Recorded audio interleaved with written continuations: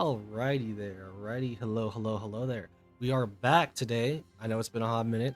Sometimes it takes time, but it's been a hot minute. And we are back with that of Runarcana, Your Story, episode 13. We're making progress. See, you forgot to be on the right map here.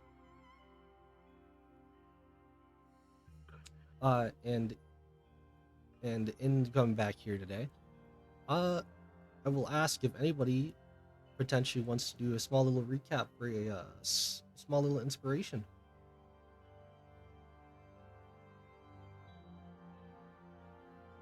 If not, it's all good. I legit. I was speaking, but I forgot my mic mute. From what I remember last time, we start our other party caught up with and absolutely bodied the last surviving bandit member.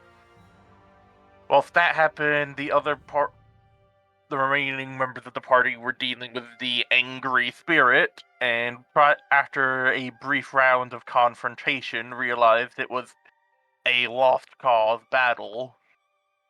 And so they began retreating. Our other party member, let me check the name in PC thing, Kurz, staying behind to hold them off whilst the rest of us engaged in the battle. And while the rest of us retreated, and sacrificing themselves as lightning strikes rained down in the distance. And during our tactical retreat, we ran into the other members of our party, and there was a brief flash of heads over us having retreated after we retreated of what the other party were doing, and us having lost Kurz and everything, and that's all I remember. I don't remember if we made it to a town yet or a settlement yet or not, if we were kind of still trying to make our way there. We did. We actually did quite a few things in town. I might have had gone at that point or such, or I just don't remember because it has been a couple weeks. Yes, no, we did make it to town, and it all looked a bit unusual. It was, very quiet. We didn't see people walking around really. And after a bunch of searching around, we actually found the whole population of this town in basically theater. Oh yeah, the theater. I were- forgot about the theater. Yes, Yeah, they did. they were. There was the theater, and they were doing a story based on Lamb and Wolf and all that. Yes. Yeah, I forgot about that. So yeah, partly in Yes. case I wasn't there, I just forgot. Yeah, and while there, Thule actually met Edmure, another Vestayan, who's his uncle. Huh. From his past. And well, we joined Edmure at his place. Melias also recognized some of the other visitors as Noxians, probably deserters, at least seemed like it. I'm not entirely sure on that. And the Spirit Blossom Festival will start in around a month, and we thought we'd stay to witness this festival, just in case it had anything to do with our mission of, saving the world, Runeterra, whatever, saving something. And we spent some time. Some of us went shopping, and we actually found a blacksmith who is just really, really good. I think Carr spent some time taking care of the children. And, Edmure finally introduced us to an old friend of his who turned out to be the blacksmith, Byron, who's the son of the really well-known Dorin, who was, let's call him a legendary blacksmith who I think apprenticed under Orn. And we ended the session after meeting Byron. Yes. Yep. Feel free to gain an inspiration. Give me a moment here. You take it. Core. I think I already have inspiration, actually. So, Rabbit. Let me thing.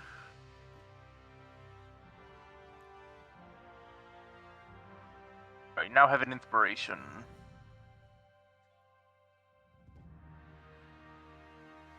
So, as what was being said, we had left off at that of essentially meaning that of the son of Doran, Byron. However, just as before, as I was trying to more so end the session last time, so that way, everybody could get to do what they need to do, etc., etc. I'm gonna go back here a little bit. I'm gonna go back here a little bit to where you guys are talking here with that of Adnir. As you were told before by Adnir, Adnir had told you guys that he has that of pretty much a quest or a journey, however you want to say it, for that of you guys to do in order to acquire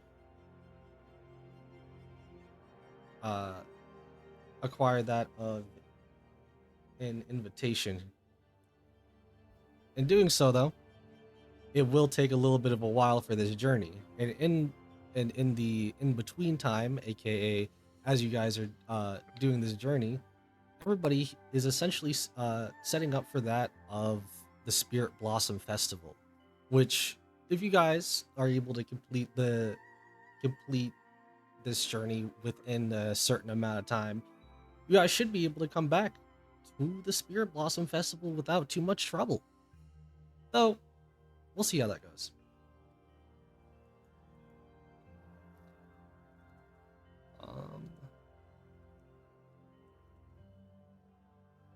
Adnir here is I'm gonna kind of like pick up just anywhere that would have a conversation that would have happened. So, as Adnir is talking with you guys, waiting for that of the of Byron, he's gonna say,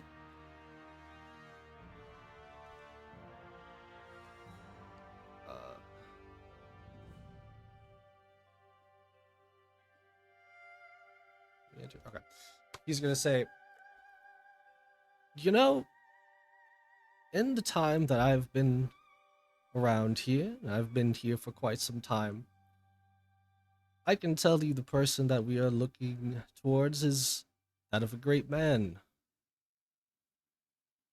At least around here, you could say. That of a great blacksmith of sorts. And I'm going to let you all in on that of a little secret. I believe, and I do truly believe, if you are all able to somehow, some way, make this journey enjoyable for that of Byron, then I'm sure he wouldn't mind making something for any of you. What that may mean, it could mean many, many different things. But for now, I trust that you all will do this, will do that of this journey without too much of a hitch, as this person in particular is kind of strange. And as he says that, this is the time that Byron comes up, and he with that of like a long white beard with a white bun on his top, kind of like some people would even recognize him similar to be like that of his father.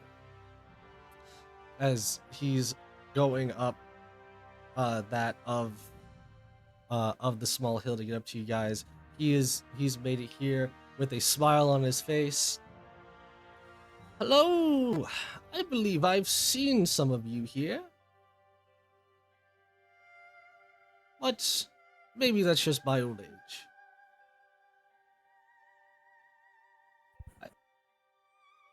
I- I've been told that of quite a few things about you lot, or at least that of an ancestor. Julie, I would believe, is the name, right? Like a tulip. Julie gives like a little wave and goes, "Yes, it's like most of our names. It's derived from birdsong." So could you sing me a song now? I can try. And Julie's just gonna like do a little whistle thing that just kind of sounds a lot like birdsong, pretty much. I just believe that you can do that, so. Hmm. It sounds like some great entertainment to have while we're on the road. Shall we will, sorry. We shall be on that of the road for quite a long time. So, any bit of entertainment is always valuable. Such as rice cakes, as he pulls out a rice cake out of his chest pocket, like not like a pocket there, like he reached into like his shirt and grabbed out one. Would you like one? Oh, I'd never say no to a good rice cake. Oh, you got some mochi with them? No, it's just rice cake. It's got rice cakes. Yes. These are my favorite snacks. Anyways, as you all gathered here, and I can say even I can appreciate it in some shape, way, or form, I will say there might be some, how do you put, difficulties on the way.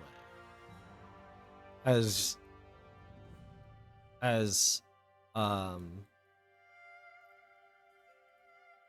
as he says that though, another figure kind of like rushingly comes up here as well. And very swiftly you'll see to be that of a smaller kind of creature here. Kind of a smaller like creature here with a multitude of eyes on that of what seems to be a weird kind of mask, as well as a kind of basket with that of uh like different kinds of Ionian writing on the basket. As they come in and see that of your group, which you couldn't really tell where they're looking, but I'm just explaining because they're looking everywhere. But they would be looking towards that of your group. They'd be looking towards that of Byron and Adnir, and she immediately goes, "This, no, no, no, no! This cannot be accepted here. Don't you understand? We can't just have this journey. I know what you are trying to do here, and it's not going to go well for anybody. You can't just have random people come in and pretend like they can just do things here." As Byron is like, "Oh dearie, don't worry. I'm telling you, it's nothing to worry about. Wouldn't you trust these fine folk?" As he points towards the fine folk.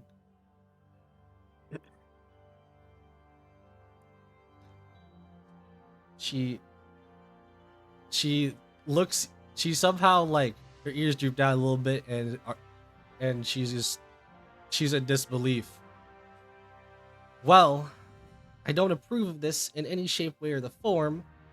However, I am here to give you the delivery you've asked for." As she puts down that of a huge case, like basically what like the casket that would be on her at back, except way bigger. And this huge like circular case contains that of a plethora of different sealed weapons.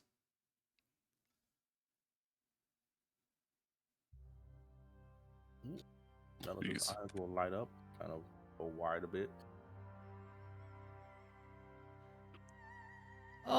Thank you. It is very much appreciated.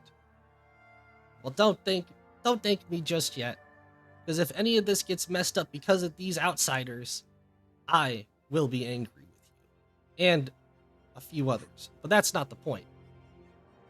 Because I just don't want anybody else to be, well, gone because of others' mistakes. So just watch yourself, but just know I don't approve of any of it. And she kind of goes, huh, and just like starts to scatter off a little bit. Byron looking at that of the weapons. Oh, they're all here. When you say sealed, what do you mean exactly? Like, are they like wrapped up or something, or like do they No, just look they shoddy weapons? any weapons that are in there have like uh either their case on them, or if they're like an unsheathed weapon, they have like what seems to be like red like seals on them. So, and it could mean a couple of different things, but right now it just seems like a bunch of weapons inside of the casket that have uh that in some shape, way, or the form is either in like a sheath, or has that of tags all around it. Okay, gotcha. Okay. Oh, don't mind her. She's just being pessimistic is the word I might be looking for, but maybe it's something else entirely. In either case, we should start getting to go on this journey. As he starts to pick up the casket. Oh, oh, my back. Oh, Oh, Jesus. I believe. oof. These are a lot heftier than I remember. I'm just gonna give Zootark a little elbow and be like, maybe help. Yeah, I was about to. Core was about to say the same thing. You know, the gestures and it might be best for one of your, such as your boat, to carry the heavy item. He looks at it. He will swiftly proceed to go and essentially try to pick it up. And as he goes to pick it up, Byron stops him. No, no, no, no. I will tell you right here now. You will not be the one to carry this. Oh, sorry, I'm still fixing my back. You are going to be needed helping that of the other craftsmen while I'm gone. Seeing as you're the bigger fellow here, you'll be doing quite a lot of heavy lifting. And also helping with setting up that of the Spirit Blossom Festival, but it's all in good fun.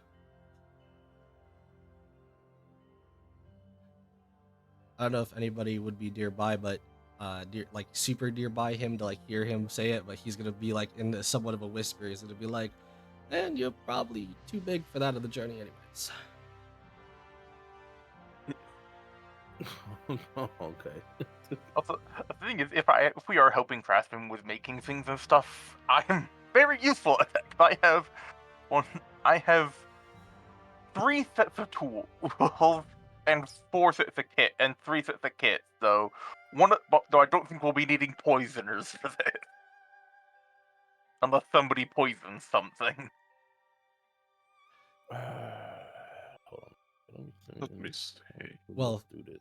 or at least for that as Zutark, he mostly just told Zutark he's gonna be carrying a bunch of materials for a while here. Yeah. But for that of this journey, I will have to ask you all something here. No. Do make sure not to bring any weapons. Only bring the most valuable of things to you. Or things of, I should say, not much value. I do not carry anything of value, truly. Neither do I carry weapons. So I am ready to head out. I mean, As soon as my companions are ready. I will my not. character is so good. Correct. I will not say that you specifically have to, but it would at least appease that of the spirits if you don't bring that of weapons. Either way, I shall meet you at the gates in a few moments, or pretty much as soon as you are done here. Make sure to bring the Bring the baskets. I need to go collect a couple of things just before, real quick, so I'll see you there. And he proceeds to Alright. proceeds on to leave. How heavy is this basket?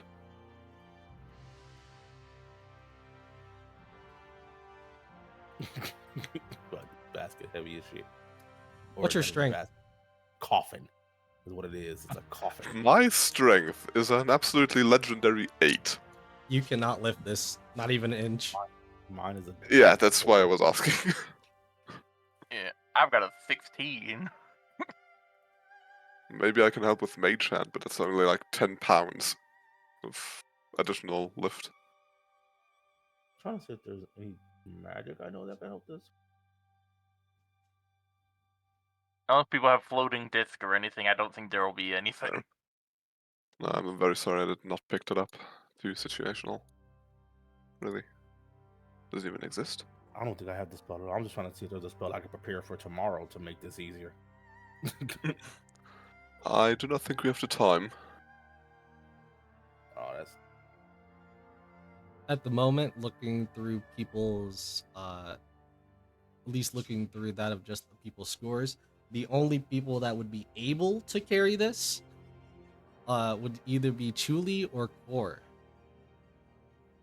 oh, I couldn't even. Okay, then never mind. Yeah, Tuli will give it a go. Like he's just gonna make like a neat little pile of the inordinate number of weapons that he has on him, like most of which you haven't even seen him use. Like he's like, okay, spear, scimitar, crossbow, backup crossbow, and just makes like a neat little pile just to kind of leave in a safe place. Or Don't would worry. also I will leave any valuables you leave here in a safe place. would also drop off his light crossbow, because I'm not dropping off the light hammer because that's more of a tool than anything else. It can bonk people, but it's more of a tool. Like my actual weapons, I can't really drop those because they're my hands and face. I can't really de-equip them. I can de-equip claws and teeth. I guess I'm going to attempt to lift this thing. If needed, Coro assist you. Because I don't have athletics, but I got +3 strength. I don't know how you're trying to assist him, and this is just someone has to carry the basket. Well, it depends on how big the basket is. If it's just a single person basket, then yeah, he'll carry it. If it's a I think it's just a very, very heavy single person basket. It's I don't definitely think maybe- just a very heavy single person basket. Like Yeah. it's big enough that like if Zutark was here technically, yes, he could just put it on his back, but it wouldn't like it would be like very tight. So a single medium humanoid creature could definitely just have this on their back. However, the requirement for actually having this on your back I was looking for was having a strength of 15 or higher, which is why I said 2 of you do meet that. Okay, so hold on a second. Not to. Yes. This is gonna require if you. I can cast Minor Conjure Minor Elemental, right? Mhm. Minor Elemental can go up to 1 CR2 Elemental. Now, I don't know if you have any CR2 Elementals made, but I was just looking through like generic D&D ones that are CR2 Elementals. They do have some that have a decently high strength at CR2. But like I said, I don't know if you have an Elemental made that is CR2. I don't have an elemental made, but at the same time, I'm just gonna tell you right now. At the same time, if you made a conjure elemental to pretty much do your work for that of at least this basket, it will not work. Okay, all right. Yeah, very much. Then yeah, okay, yeah. Well, then someone is gonna have to cast it because I already got nothing else on me right now, too. So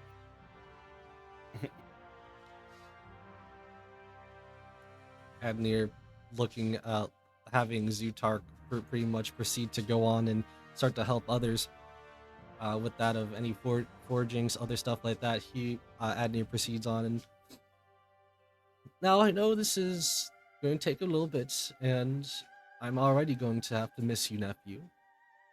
But I believe all of you can do that of this journey, as well as potentially a piece to that of Byron. As I said before, if you are able to appease to that of him for that of this trip, I believe he might be willing to craft something for you. But more than anything on this trip, I feel like there's a lot to come from it. Maybe you might meet people. Maybe you might get good food. Maybe it might just be a terrible journey overall. I feel like you all will prevail.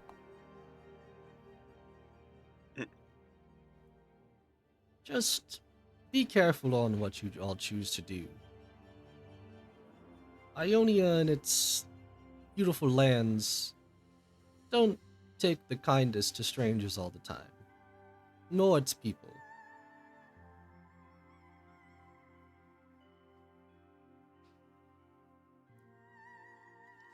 Melissa kind of gives you a small nod. And with that, he kind of like just sends you guys off. Julie will do his best to like bow while trying to balance the weight of the basket. Just float in front of you.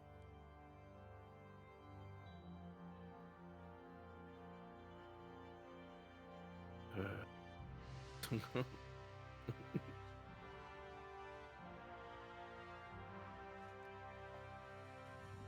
to think what I can help this thing. Well, then I guess are we heading off right now for this journey? Is he leading the way? He said he was waiting for you guys at the gate. He just was getting a Okay. couple last minute things. Okay, gotcha.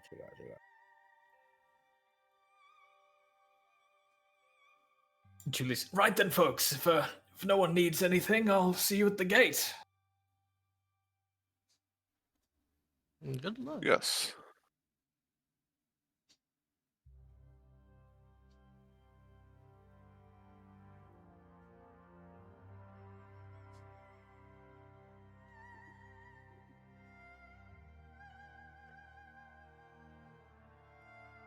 All right, assuming that everybody's then ready to go for the journey. Yep. Yep. Good to go. All right, so I'm going to be changing the map here, but as I change the map here, I'm going to say and let you guys know in advance because there are some abilities that are important dependent on off of this answer or not.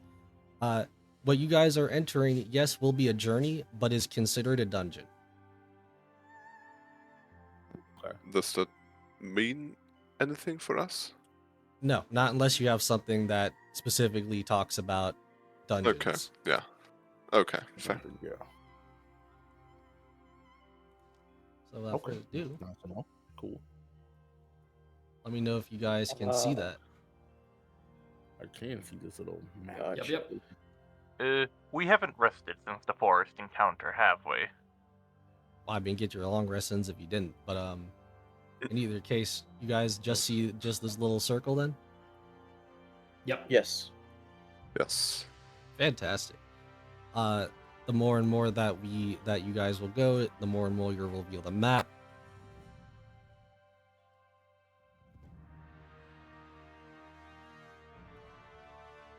All right.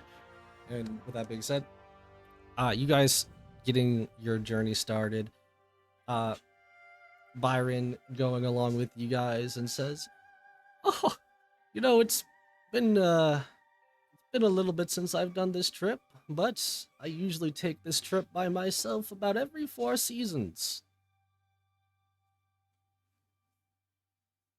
Have you guys ever Jesus. took long journeys?" Willingly. Yes. But, Took quite a few long journeys before. Yes, but honestly, trekking through the desert there was a lot less to see than there is here. The desert? Are you talking about the old place Shurima? Yes, I am. It's my home. Oh, I visited there once or twice before. I can tell you I'm very disappointed they don't have rice cakes. No, it is too dry to grow any rice, unfortunately. What I had so far of rice was very tasty. Well, and all is due is fair. For now, let us continue on to the road. As you guys proceed to start that of your journey and start going on that of the road, you enter quickly into that of a forest kind of path in the forest. And with that, uh,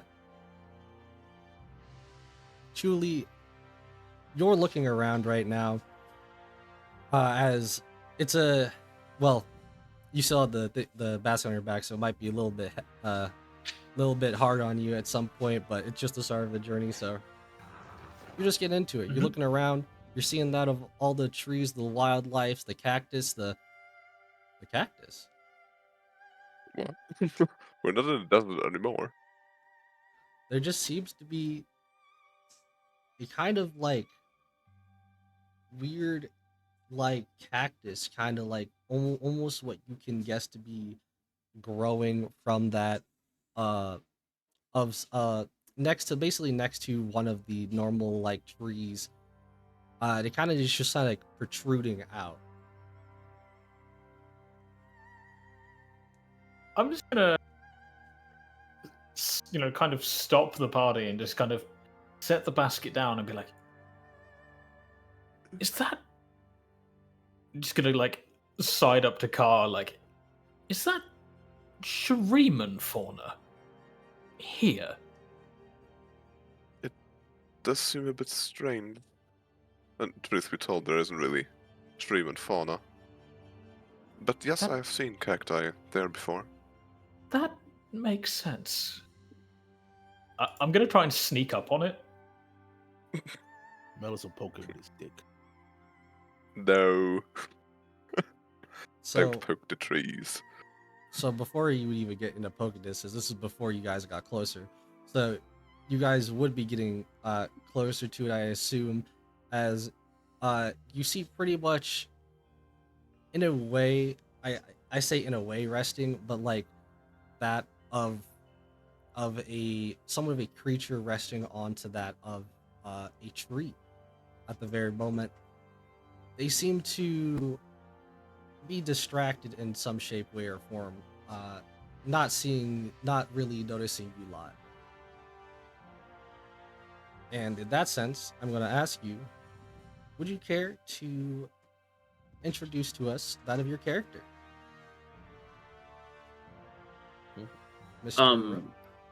Yeah, how much do I say right now? Or So, I'm going to tell you right now. Hold on a second. I'm going to tell you right now. Essentially, you've been traveling, you've been wandering for a good little bit. At some point, you can kind of I'll say that I'll leave the freedom up to you to say on how you kind of got here into Ionia, but from here, it doesn't seem like many people accept you. Actually, it kind of seems like a lot of people have been quite afraid of you and your appearance around here. And at the very moment, you pretty much had just ran away recently from that uh of a village that, how do I put it, that after seeing you, they started to hunt you for a good little bit.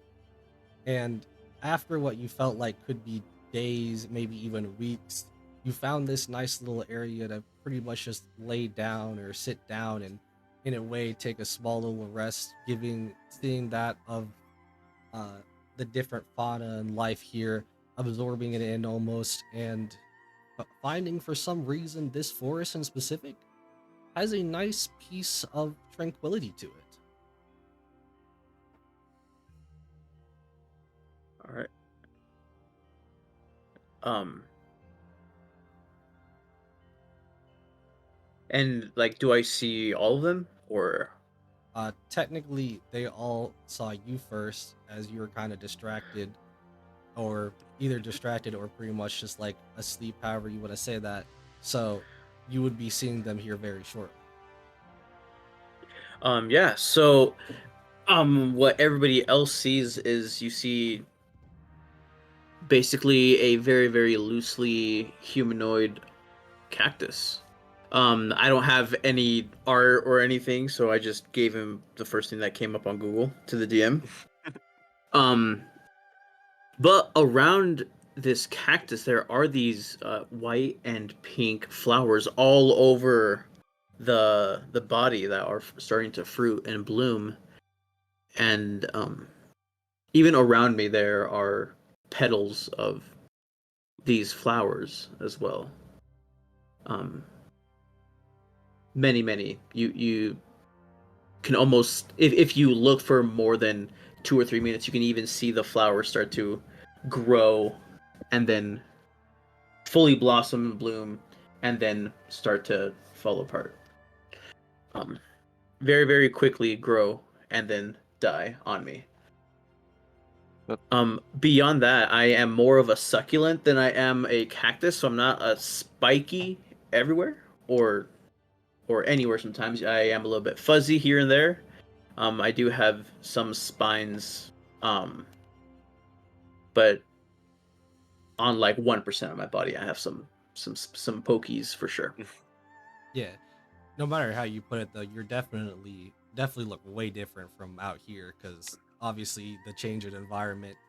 Uh, Not many cactus, even that of exotic cactuses, would be around here. So that's why it's more weird. Yep. Yeah. Unless there's like dragon fruit around, in which case that's technically one. I am a dragon. You caught me. Truly. This does seem rather strange. But, I mean, we are in Ionia. Perhaps the forest senses my home? Has there been a drought lately? It's the only thing I can think of that something like this would sprout. No Truly, drought. Ah! Julie's what? gonna jump back. Who said that? And I just look around. You see this plant and a very almost rude version of what you think a plant thinks a human face looks like. It just vaguely has eyes and a mouth on it, kind of like a pumpkin head almost. I just I read the spirit of the plant? so Chuli, you're Ionian. Give me a history check. Oh, good. Uh, I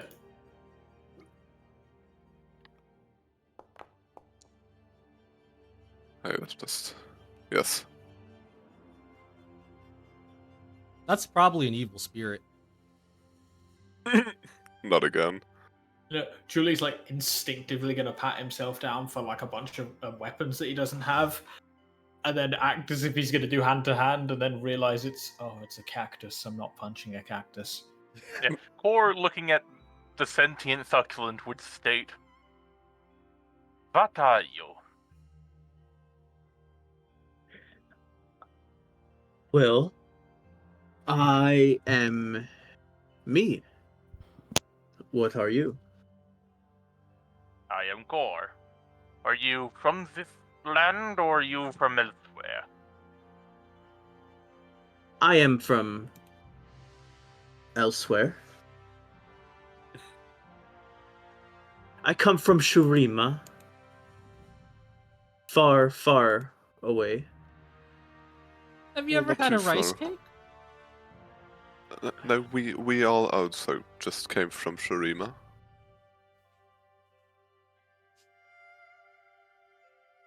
Recently? But yes, quite. Would you? Why are you here? It doesn't seem to fit your usual preferences, if I might say so. Well, I ran into some trouble. And then I wanted to rest. Why are you here? I'm looking for something.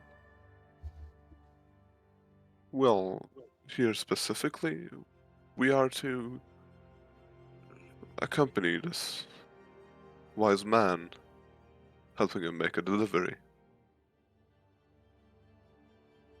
In Ionia, we are because we have something to do here.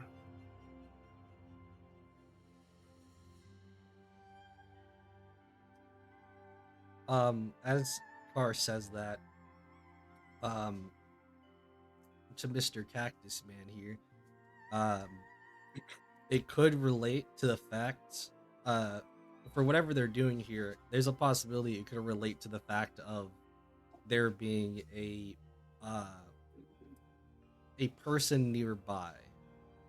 That of what you can feel, because you've been here, you would know. So that's why I'm saying it. But it's potentially they might be seeking that of this person that is nearby here. That is actually probably the reason why this whole forest somewhat feels tranquil.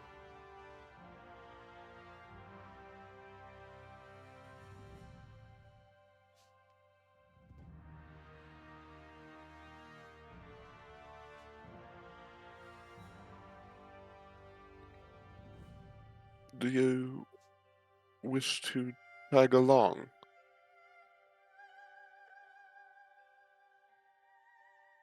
If you're talking, you're muted, by the way. I see no reason to not tag along. Right. Good. Good, yes. And I'm just gonna lean over the car and just be like, Forrest seems to like him. The land feels less angry with it around for some reason. I could imagine that, another sentient plant would could help us here. Oh, we've worked with sentient plants in the past. It's gone quite well, hasn't it, Mellus? Yes, working with the talking trees and such does tend to be a good time. This Well, the one last looks one far killed less Curse. flammable.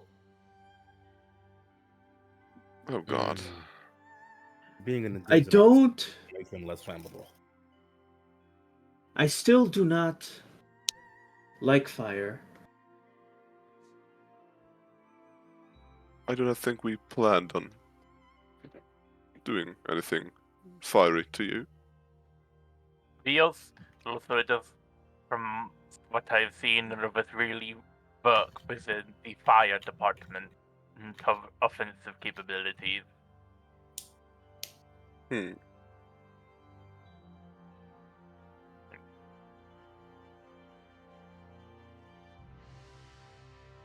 I have these.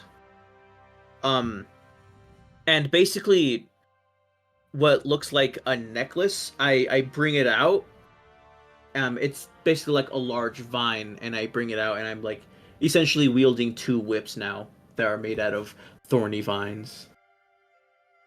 And then I cast a cantrip to just flavor, not mechanically, but just flavor coat one of them in fire and coat another one of them in lightning.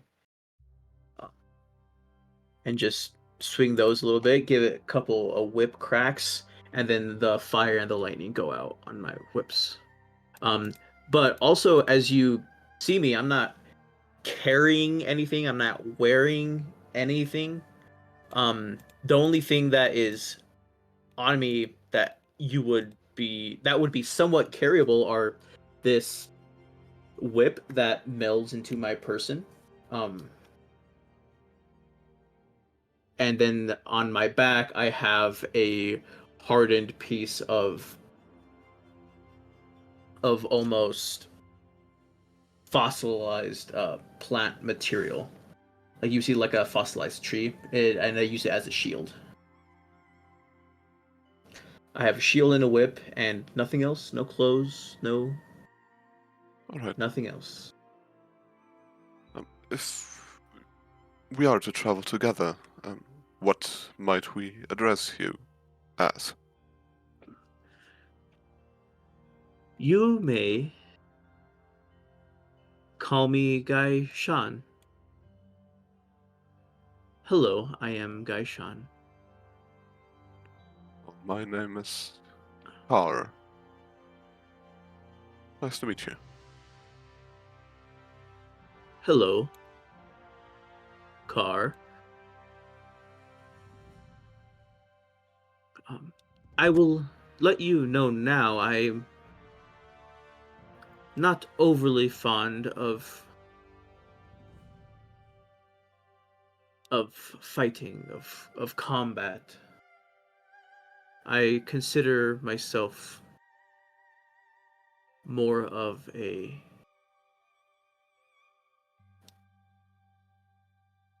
flower than I do a cactus. Well, we may get into combat, but we do not seek it out. Should you find it, not seek it, I will be around, and I do think I am quite skilled in the mending of the flesh and the fibers. I assure you I can be of use to you. Yes, I think that would be quite welcome. It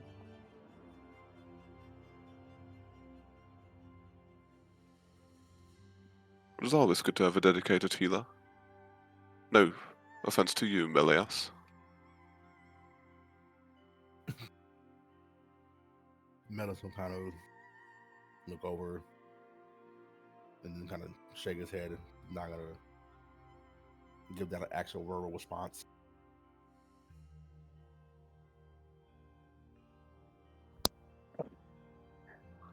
As you guys are assessing Alright, then. that of probably, I would assume, your new party member here, uh, you guys take a small look around and realize, you guys don't see Byron anywhere.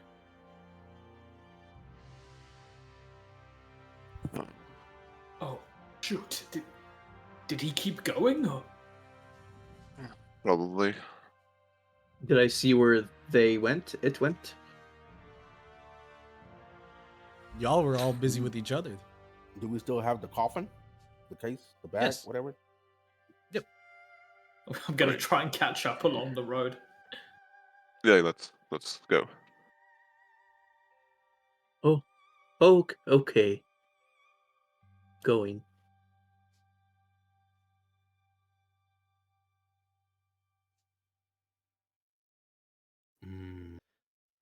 As you guys are going through that of this forest, the more you go in, the more you realize this is a good abundance of food around. A bunch of different fruits, a bunch of different fruits, vegetables, even that of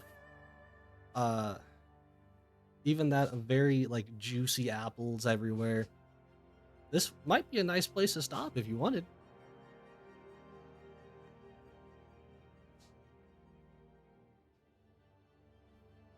Though in either way the case,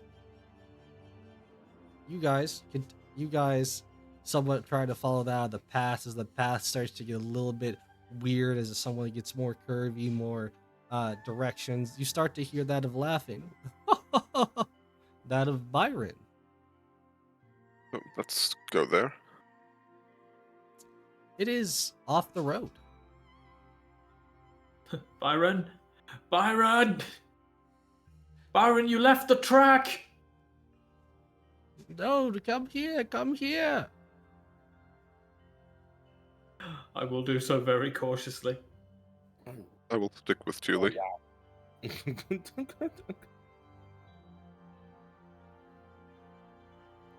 Is everybody? I will follow. Yeah. Also, since you mentioned you didn't have any art really for your character, I just posted some random humanoid cacti I found. Okay. Yeah, those are cute. I like those. Yeah, those are cute. We'll get back to that. Anyway, do you assuming that you all proceed over to where Byron's calling you guys. Do you, Melis? I'll ask. I'm going to cast protection from good and evil by myself. Can I also prep a few things before too? And Sure. I'm going to. I gotta pick one of these types. I'm going to pick. I don't think it's gonna be apparitions or celestial. Maybe All right, elements. so Phase. Probably not And fiends, unless spirits count as fiends, but I feel like they'll count as undead. So No. I'm going to pick undead. protection of good and evil isn't you pick which one, it's just you're protected against those creatures. Oh, is it? Oh, okay, okay. It doesn't say pick, because usually D&D will say you pick one, but it's just one willing creature you touch is protected against certain types of creatures. But it's basically those are the only ones that count. Okay, okay, never mind. All right, then yeah, I'll definitely do this for sure. Yeah, it's a very good fuck you, spirits, go away. Yeah, Well, that's basically what I want. I feel like we're getting off the path. I want to have some protection against some crazy spirit shit. So okay. So as we're walking, you see guy Sean. He plucks little flowers, and then he plucks other little buds of these flowers, and he puts these buds into the flower, almost making a flower pouch of flower buds. And he starts handing them out to people. How many people are there total? There's 5 5 of in us? this group right at this moment. yeah, Okay, so I will hand everybody 5 little flower buds, and these are going. You can eat these as an action, and they will heal you. no. So Thank those you. are 5 to everybody. are these good berries basically? These are good berries.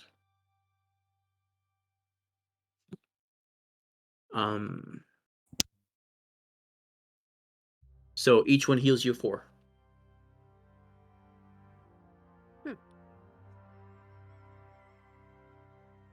Additional hit points equal to 2 plus 1. Okay, so yeah, so each one heals you 4 points. All right. So I mean, hey, oh. You saying something, Cor?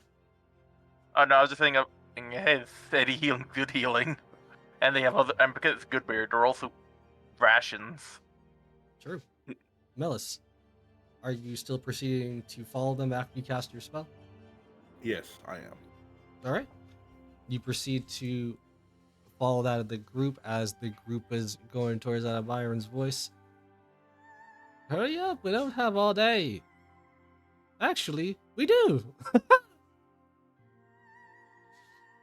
As proceeding on in further, you see what appears to be that of a not like a huge waterfall, but a decently sized waterfall. As you can see Byron standing next to, in front of, however you see it, next to a person, as uh, as you guys have come into vision range, essentially of him as he's been waving you guys. Look who I found! And What has he found? don't be so excited. This wasn't excited.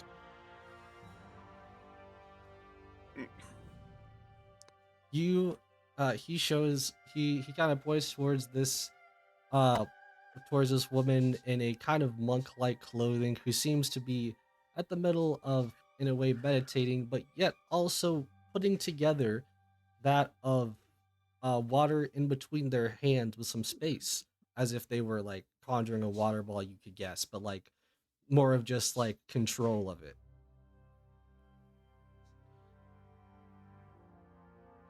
She says no words here at the very moment, but Byron is like, "Oh, how I do love having company around. Would you also like a rice cake?" Trying to hand her a rice cake towards that of this person. Master Byron, I'm not sure this person wants to be disturbed. Oh, come now. It's not all that bad. Plus, I know there are more fiery people out there that might not want rice cakes that bad. But rice cakes are great. As you hear, I don't like fire. interesting. As you, uh, as you hear that of a kind of a rumbling, that what sounds to be like the sound of someone's stomach growling. As you see that of this woman here, is coming from her as she proceeds to say, "Oh, I do not need anything to eat. I'm fine. I am in the middle of meditation. I would appreciate if you, Master Byron, would continue on your journey like you always have."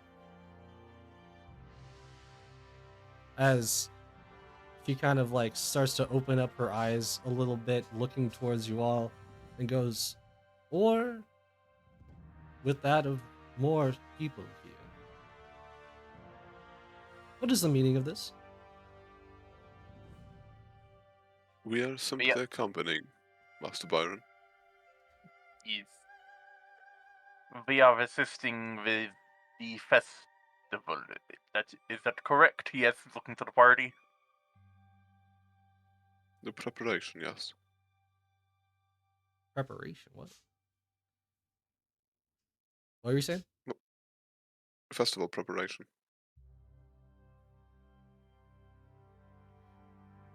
The only people that's doing the festival preparations would be the people overdoing the festival Right. preparations back there. You guys, Yeah, I was wondering, we're just delivering weapons, right?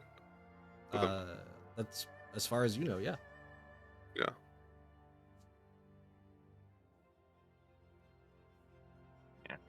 Yeah, we're helping. Of course, we are helping by delivering the weapons.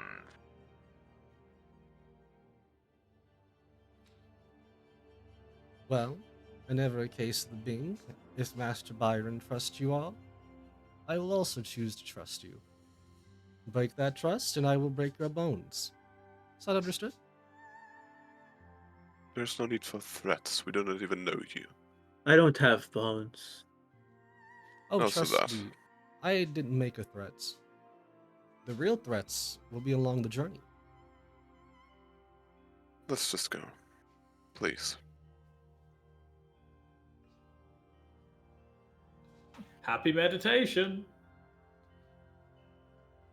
Good luck. Remember, you've only met that of the eye of a dragon. There's many more to meet. Good luck.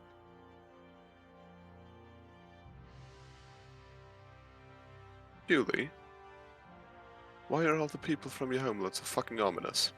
Oh, it happens when you communicate with the land and spirits, and the spirits themselves, they're not the most clear and concise. Right, I I think guess that's that would... good.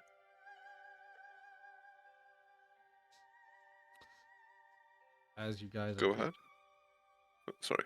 No, you go ahead. Were you saying something? I was waiting for Rope to say something. Uh, I thought it I was. was, I was, say, Mm-mm. I was gonna say some. I was gonna say something. So that I realized that the party had yet to question the fact that four the member of the party can breathe lightning and shit, because that happened, and then everybody's kind of moving on. I am confused about the dragon thing. I ain't gonna lie. As you guys proceeding through that of the forest, at the very end here, Byron goes, "Oh, no, I'm getting a bit tired. I say we take that of a rest here."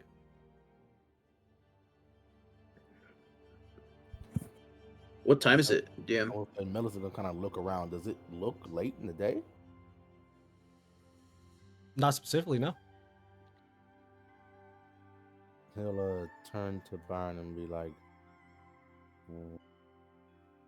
Byron look old? He looks young, right? Or does he look old? He's 60 years old. So he looks. He'll kind of turn to Master Byron and be kind of say like, "Is it time for your afternoon nap, old man?" Oh, I wouldn't say necessarily nap, just a little bit of a rest. You all seem restless, in fact.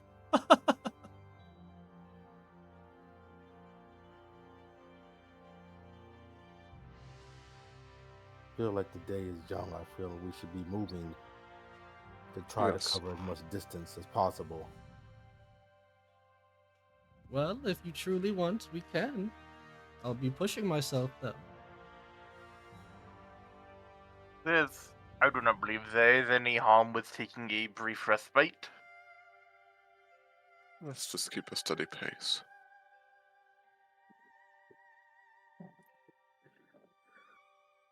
Mellis will kind of hold up his hands and surrender and be like, kind of, not like, kind of put his hand between their. Fine. If the But I do agree with Melius that we should, use the time without incidents to get some distance.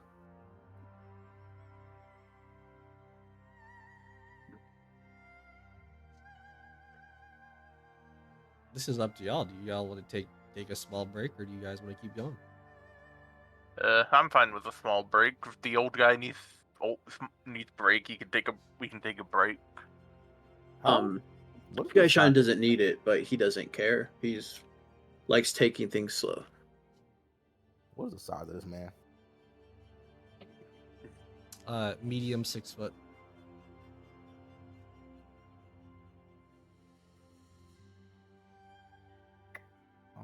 Carry this man or not? Christ.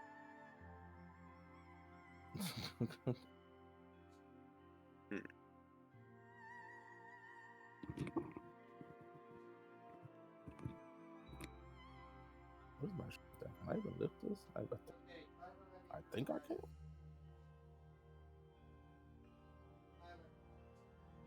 Ooh, maybe not. Maybe I can't. So, Mel- do we need to take a break, or can we just keep going? Does Master Byron need a break? He's the one asking for the break. He's saying if he can go, but he'll be pushing himself. Okay.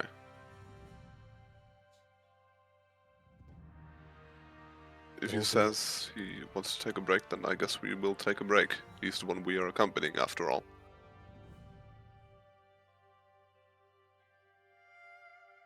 Sorry, I did not mean to interrupt you again, Macros. The man is basically our client. Yes. Let's find a nice clearing to take a break at. All right then, you guys. It doesn't take very long to get just a small clearing, as you guys are able to take that of at least a good few hours to rest. AKA, anybody who wants to can take that of a short rest. So I was goofing around on my character sheet, and my HP jumped from 64 to 71 for some reason. If you change con, that's why. Oh, Changes what the per heck? level. Yeah, I don't know how I did that. For now, continuing on, as after you guys take that of your short rest, Byron feels quite energized now and is ready to go more on the journey.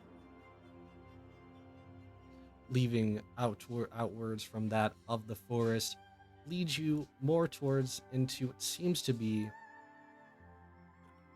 that of a recently destroyed village.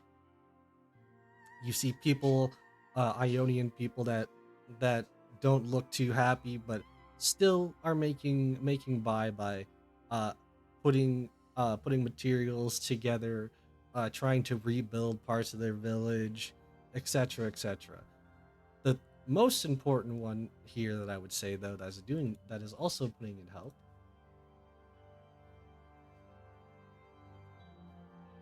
is that of this man here, that of what seems to be like that of a regular human with that of monk clothes, um, with that of blue kind of headband. As you can see, they are constantly kind of bringing back and forth like more logs, more materials from out of places. And it just looks like overall he's doing his best to help out of this village. Hmm. Does anyone recognize any of the handiwork that might have caused this? Yes, the party. He's native to Zon, so it's like what we have not seen in others, such that they might be more versed in Yeah, does broken it look like villages. does it look like this was like the work of a certain creature that I'd recognize or anything like that, or not really? These are just these these buildings just look like that they've been destroyed, maybe some that look to be pilfered. There's a potential you could get more of an answer, but just looking at it won't give you much of an answer. Fair.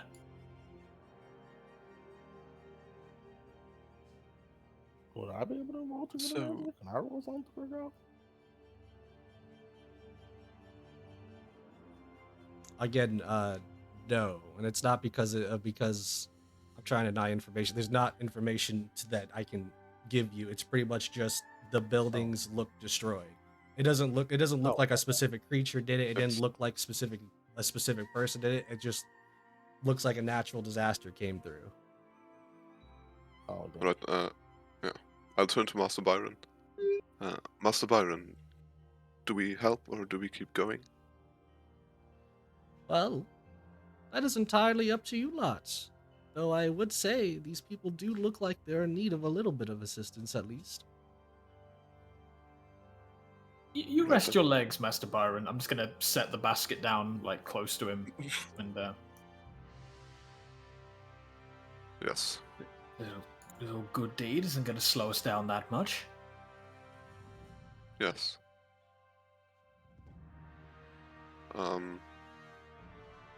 Yeah, Car's just gonna start walking around, casting mending whenever he sees stuff that is broken. For now. All right, all right. As you guys, as um, are you all just pretty much trying to help out the village, or is it just a few Yeah. people? Core will help out with. So he'll probably point out any weaknesses in structures or such he notices, or and stuff that things he might know with his expertise in various devices and such. Millis will just help doing with some labor, carrying stuff around, things like that.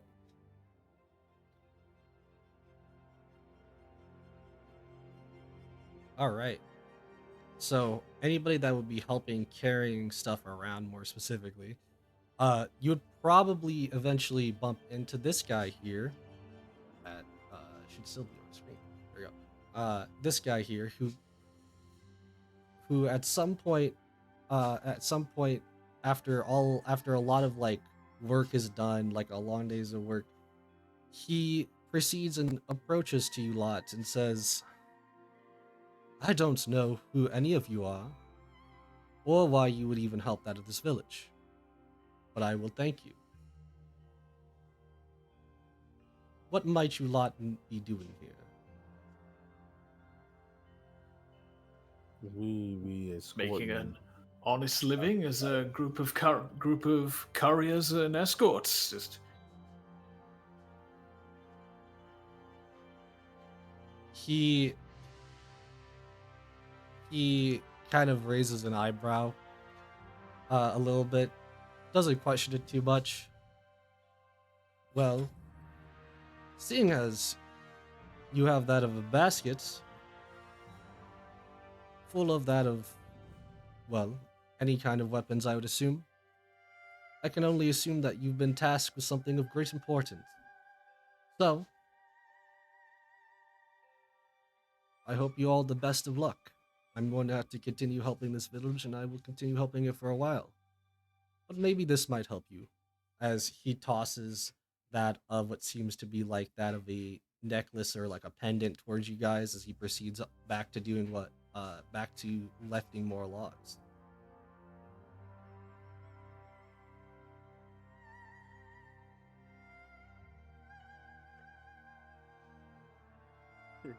Oh, sorry, I forgot. And as he goes and starts lifting logs and leave, he says, "You have the appreciation of the scales of a dragon," and proceeds on. Good luck to you. Very strong draconic theming in this place. He didn't look like a dragon. Hmm. Hmm. Humans and their like tend to have a fascination with beings of great power. Oh, humans.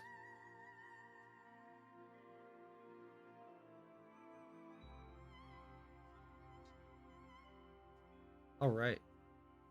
Afterwards, I assume after some time, after just a little bit of time of being there, everyone's ready to keep on traveling. Mm-hmm. And during the time, Byron's even got a little bit of his rest in, so you guys are just gonna keep on going.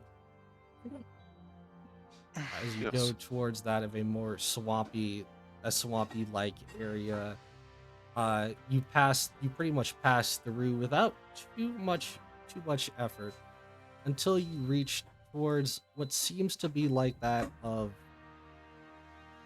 uh basically a huge like crater forest.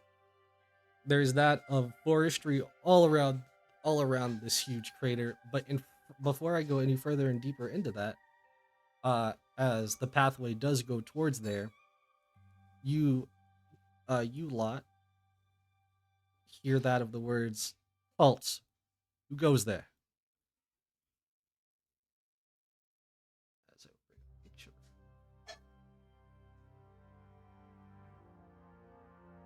Master Byron and escort.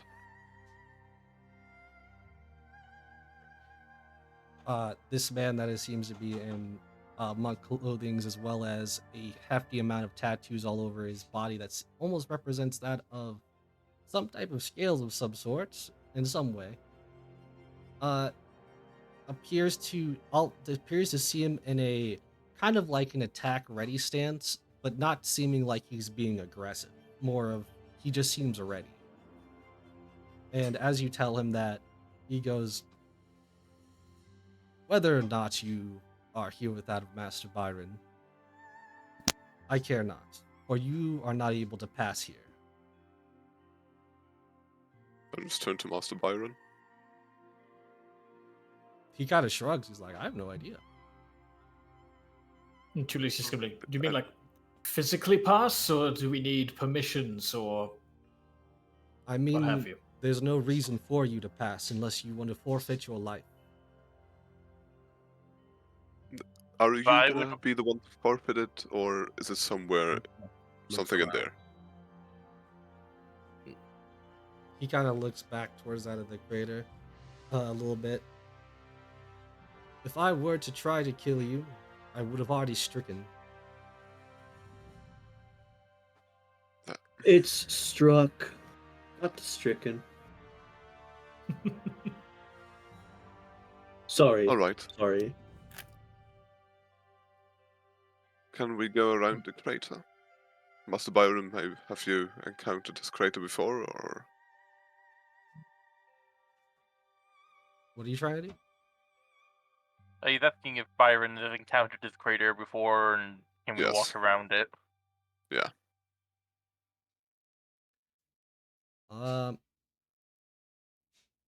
Well, there's a potential we could try to walk around it. However, I do know that will take quite some time, and being off-road will probably tend to get us a little bit off track. So we could end up lost, but it's not impossible.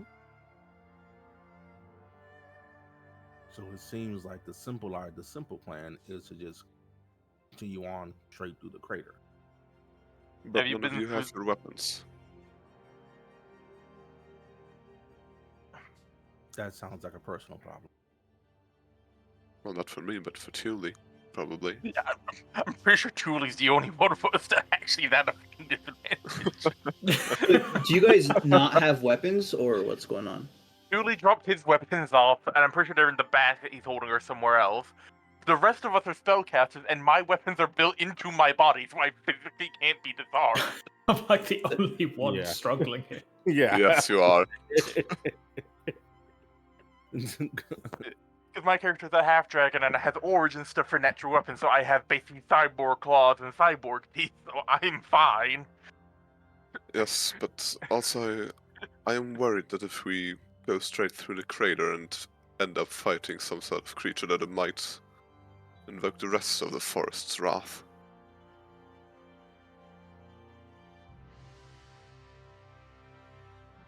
That is my main concern. Or it could be a creature that needs to be put down for the betterment of the environment. We could ask Well- our new friends here. That was going to be my suggestion, yes.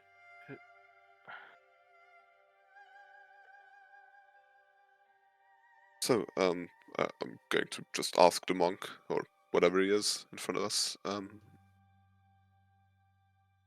could we pass through the crater and try to take care of the problem, or is that gonna be a Simply out problem of the for question. you or the forest? Simply out of the question. I will not let anybody just pass by, or I will not allow anyone to just die. It is not your But you would You're- kill us. your right to decide over our lives, monk. And it's your right to decide that of Master Byron's life too.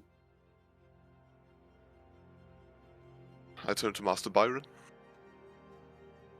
He's kind of confused. He's like, I don't want any trouble with anybody. Byron, have you passed through this place before? Oh, quite a few Always sim- times. Have Or we these, simply... Sorry. have these monks always been here, or are they new? Generally, they would be busy training in other areas, so seeing them around this trail so far, it's kind of been weird. Then that means there is something new up ahead that is warranting all of this. And might be also be what caused that building to... that previous village to have been broken. Well, we could also just leave Master Byron here while we go on ahead. That would not put his life in any danger, would it? I feel like leaving the client alone is putting them in danger. Yes. Well, we would be leaving him with the monks unless they do not wish to keep him safe. Thus, we deal with whatever problem there is if we choose to do so. We can simply go around if we desire. Well, it's the client. It's a yes or no. He just says yes or no, and we do whatever, right? Because it's the job. Yes. Hmm. That would be the easiest solution. So just, it's a yes or no. Well, then Melso asked Mr. Byron, let's say, do you want to just go the straight path, or do you wish to go the long way around?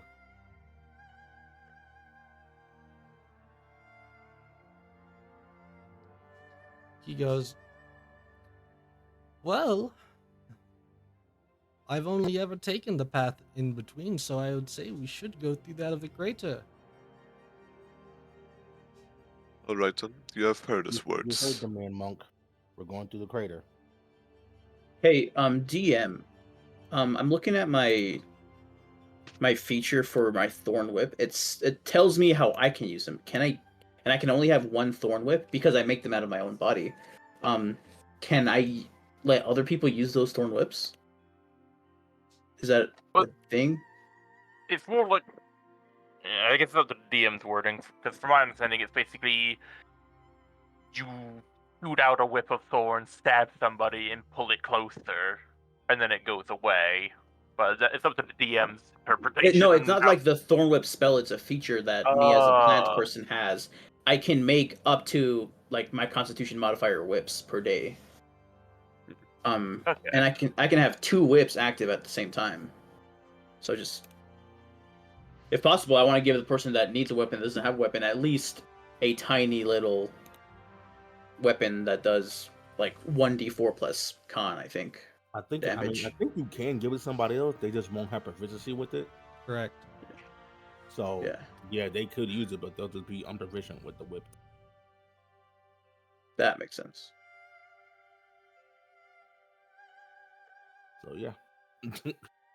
I mean, if you want a whip, that does, what is it? I think it's 1d4 plus con. Yeah, plus half con modifier. Yeah.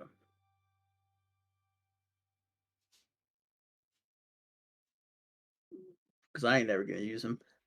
It doesn't mention anything about handing it over or anything. It just mentions they have finesse, but you can't use strength. So you can use dexterity with it if his dex is better. But it doesn't mention anything about people not having proficiency if you use them, because it's still just a whip. It's just a plant whip. Yeah. Alright. Well, there's the whip, if you want it.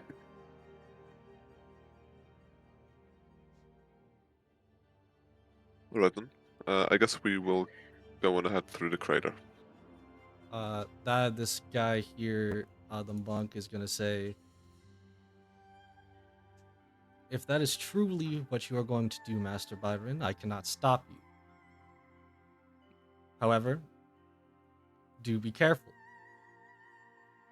It has been quite a lot, I would say, since I've came here. What that may be, who knows? You're all so eager to go through, then go. We did not plan to just walk into a claw.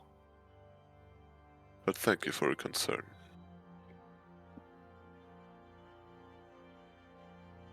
You're a smart man, monk.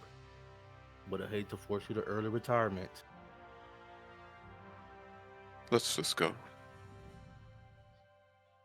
He kind of scoffs. You guys entering through the crater, you can see that there is that of plenty of fauna around, and this isn't like any small crater either. This is like quite massive, to be honest. It's just on the map it's going to represent and look kind of a little bit smaller.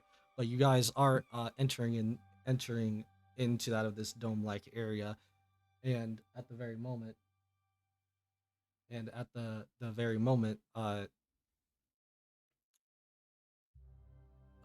as you guys are traveling through, it does start to get a bit darker.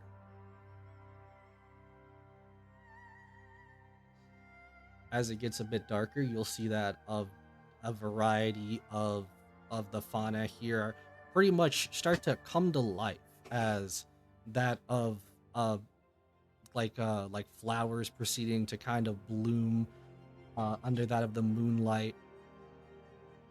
Roses more seeable now, and just in general, a not so bad of a place than what you guys were told so far.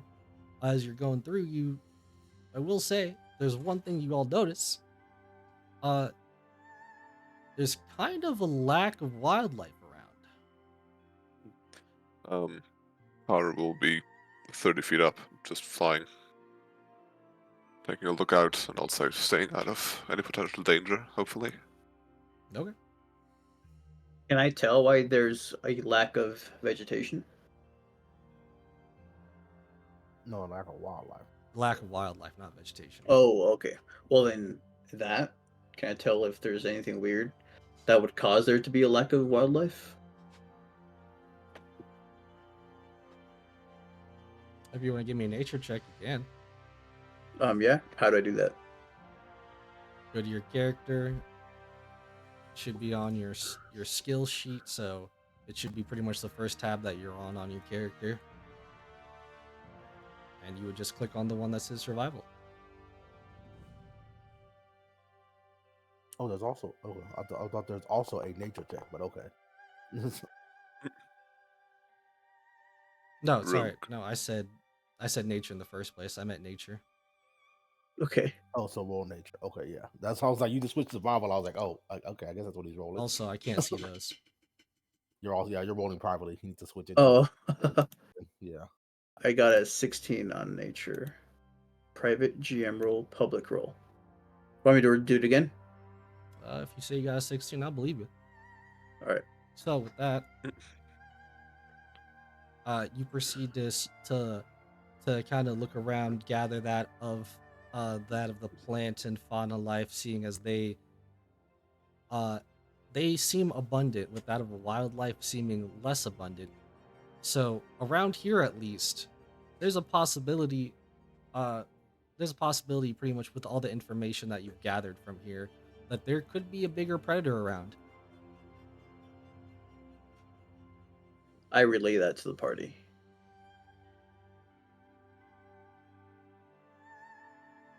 Well, let's hope we do not meet them.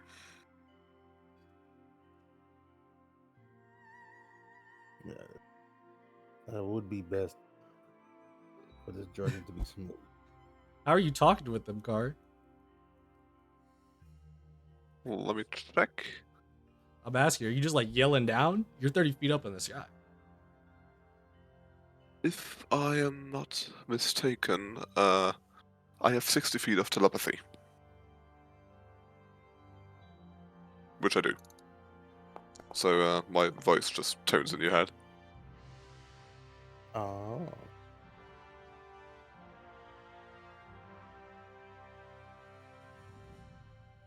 Not like to jump scare you or anything. Just I'm just being vigilant, watching out as we're walking. I basically knock before I speak. Okay. Oh, okay. Melos will kind of rub his head a little bit, the forehead a bit, after you get done talking. And then he'll kind of be more alert to looking around for any predator that might be around, or any tracks that might show it where it's at or something.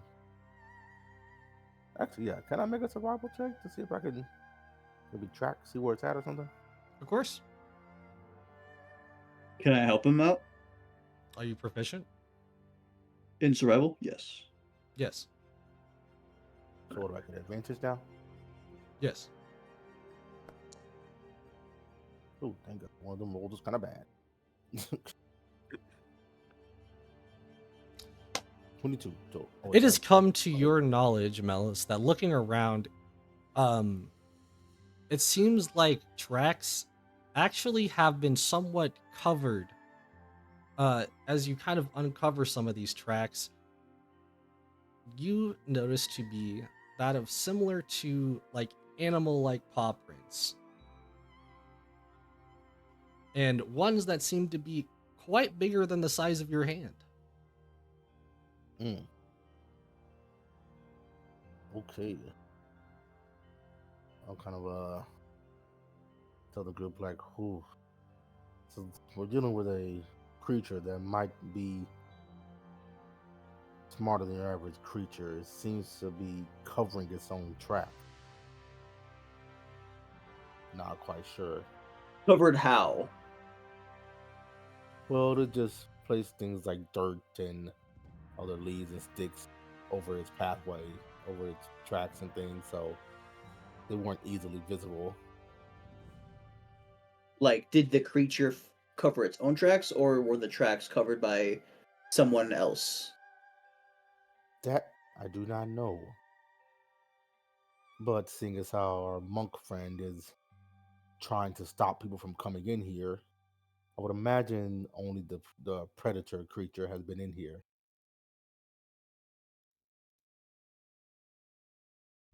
Either way, it is very big, judging by the size of his paw print.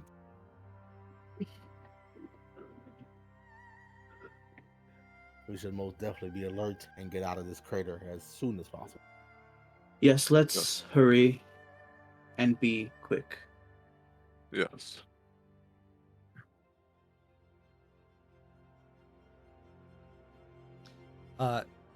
After that moment, Byron starts to kind of point to something. He says, "I don't think this looks too good." Do we Can I see where he's anything? pointing? How about say, can I see where he's pointing? Yeah. I mean, I, mm, I, I know how to explain. This is funny. You, Car, you're in the sky. You're looking down. Yes. It looks like a decently sized footprint, that of a animal footprint. Mellis, you look over. That since you're a bit closer, you are able to tell that footprint is about 3 times the size of the other footprints you saw. Jesus. Fucking. Oh. Let me Okay, check so I'm my. going to tell everybody kind of stop real quick and be like, oh dear. I do believe we have possibly a mother and its cubs around here. These prints are significantly bigger than the ones I saw earlier. Now, here is a good question based on the prints. I don't know if I'd be able to, but just something good that we can investigate. What type of animal? Not the species, not the nature. What type? Is it avian looking, reptilian, mammalian, insectoid? It's definitely some type Like of a regular- mammalian, creature. Okay, so we can rule out dragon at least. Yeah, I don't think they look like dragon prints. They look like some sort of large beast, animal, cat, wolf, whatever creature, possibly something like that. But unless this creature had the ability to make itself grow at a rapid pace, I imagine that it's a mother and its cubs.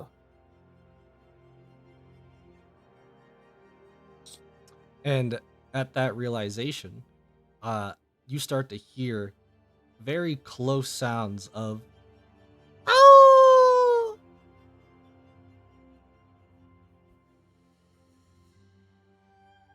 Byron. What?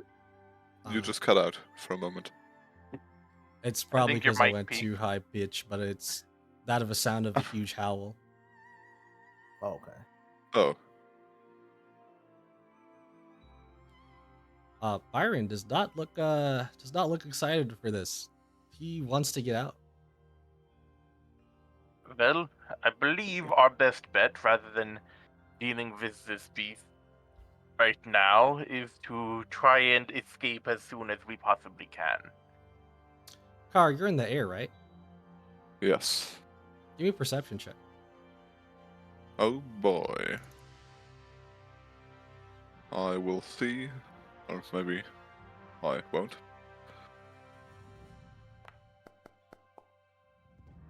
Oh, we'll see, apparently. Oh, 19. great. Oh, great. Roll me a 2d6. Okay.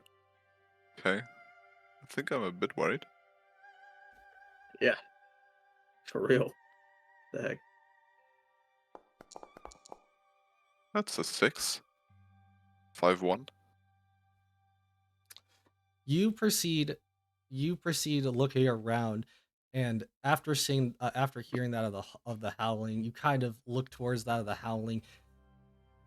It's not very visible especially from being higher up, but you can tell that there is a bigger, what you would almost assume to be more wolf-like creature that has just released out of a howl, and amongst not just that creature, but that to be six other creatures a little bit smaller than that one, all somewhat starting to try to look like they're trying to sneakily surround that of the party. Okay. I'll message Melias first, and afterwards the others. One big creature, several small ones southeast of you, trying to sneak at you. He'll just kind I of just say southeast, just because yeah. Melis will kind of shout out, "God damn it! Looks like they've already found us.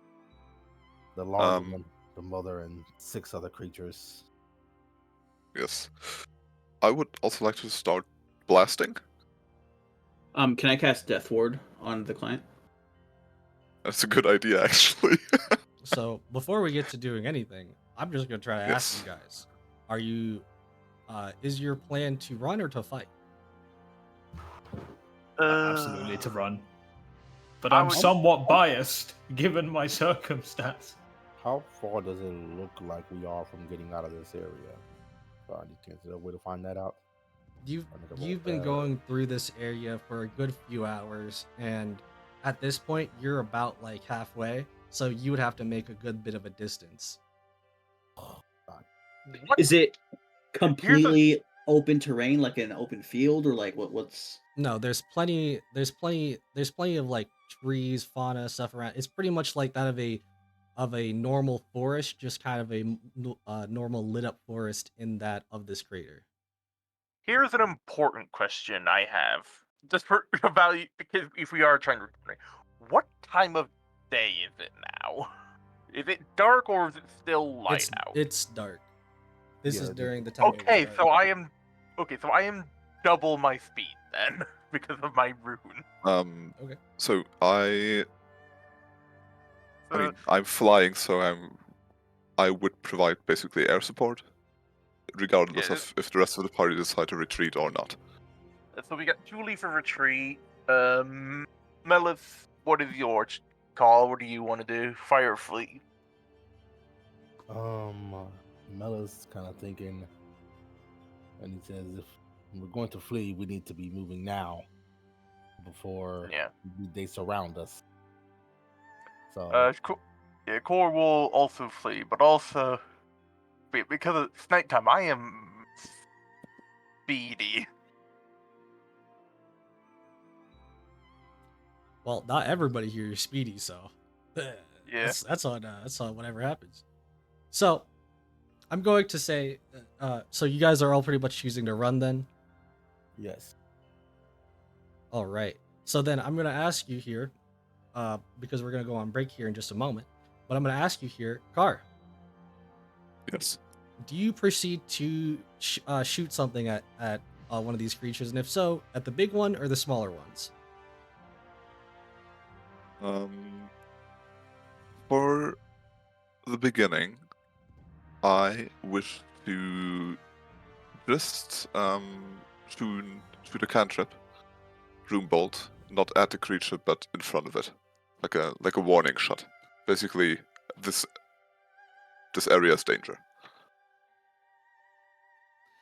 The creature, as you shot the bolt down, as a kind of like a warning, the creature appears to be looking at you now, and you could swear for a few moments there, you could see a smile that's more wicked than a lot that you've seen. Quite the toothy grin, in fact. I'll hold its glare and just stare at it and fly a bit further upwards, actually. All right. And just wait for the others to retreat. With that being said, then we are going to be taking our small little break here, and we'll be right back. Yeah. How long is the break? Yes. Probably like 5 minutes.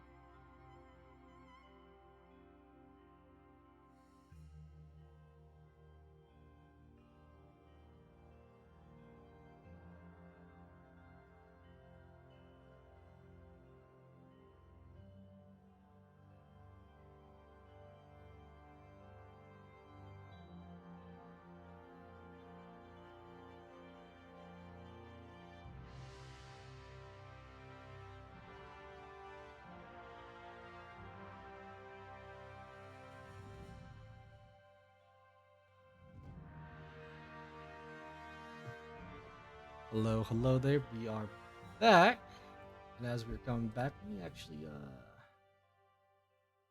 let me change this here real quick.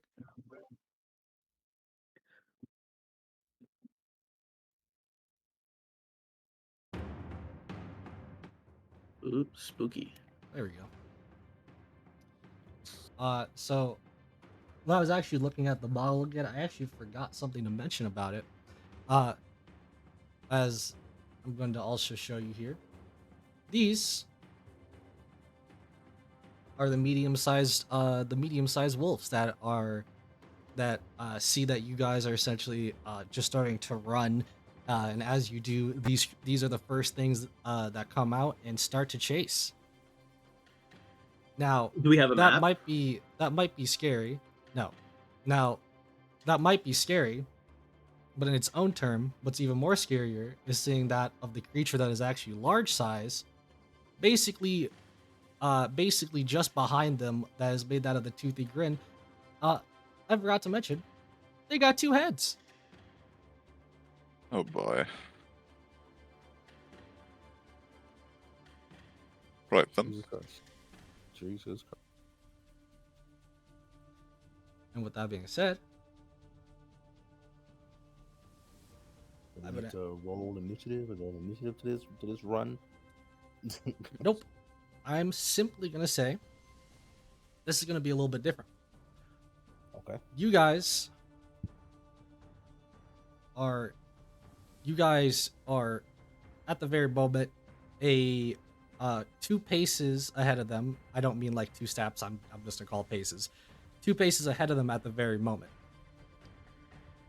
If you guys get less than half for anybody that would actually need to basically be running for this, that will count as a fail. And the reason why I'm saying this is because you guys will need to give me some athletic rolls, and since core is super fast, you can give it to me with advantage.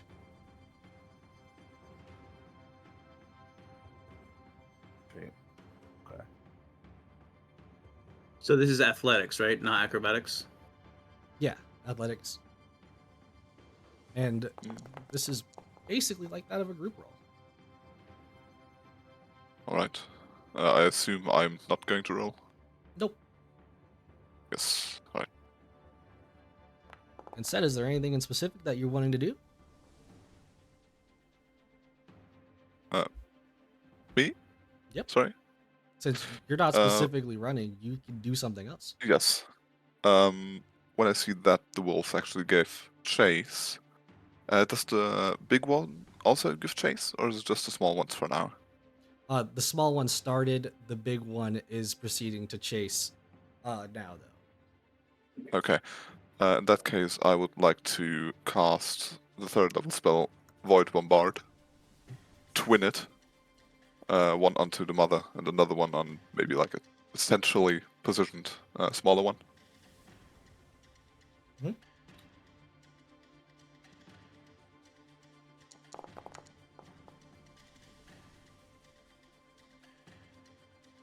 We'll just wait for the aesthetic rolls. How does it work? You gotta tell me.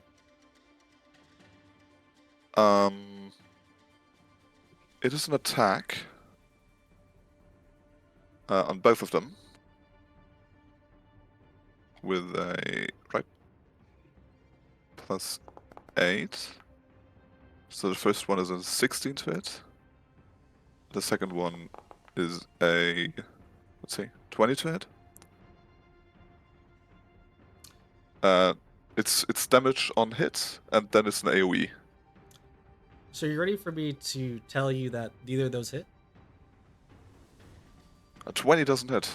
Damn. The reason Not why even it on the small doesn't one. hit, the reason why it doesn't hit, is because the moment that you proceed to pretty much see an angle, like these wolves aren't even specifically looking at you, but the moment you see an angle, you proceed to shoot that of 2 void-like bombardments going towards that of these creatures, and just before hitting them, it appears that it appears as if the big one had stopped for a moment, considering the fact that the reason why they didn't get hit is because a huge like wooden or not wooden, a huge like stone wall from basically the ground pops up for each of those targets that you've tried to hit and proceeds to block the attack.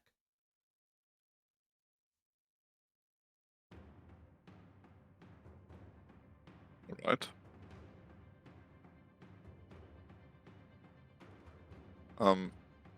Well, I'll just wait for the next turn or something akin to it then, and I'll begin moving with the group. Not sprinting, but, flying. Yep. As for now, for the rest of the people here, you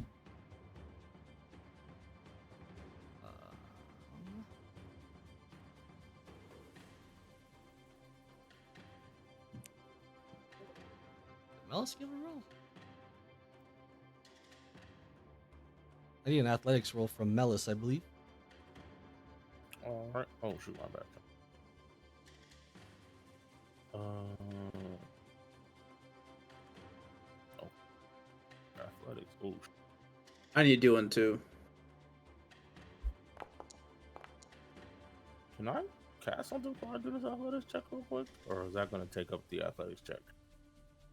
Depending on how much time it takes.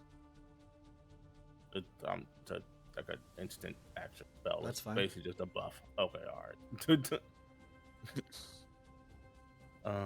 I'm going to cast enhance. Oh, enhance strength. Sure.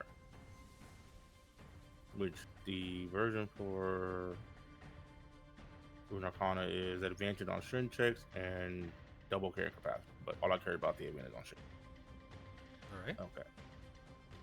So I will roll this athletics with advantage. Blah, blah. Oh, thank God. Ooh. Okay. Ooh, one of those is a one. So thank God. I'll take that over the one. With those rolls, including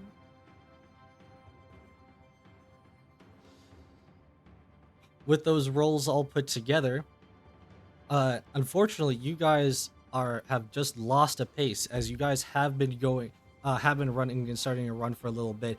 However, these wolves are quickly catching up to you. Shit. And with that, it becomes y'all's turn again. Right. Wait, so are we To- in combat or are we not in combat? I think you're just No. running. Not yet. We're not in combat. I think we're still just running. Yeah. So more athletic checks in if we're gonna keep running. I'm assuming DM. Yep. Okay. It seems I need a little bit more Okay. oomph. Oh, okay. Thank God I got Another advantage. one. Yeah, but I got advantage, so thank God. Oh boy. Jesus. Thank God for this God. advantage. I got a 16 this time. Much better. Okay, all right.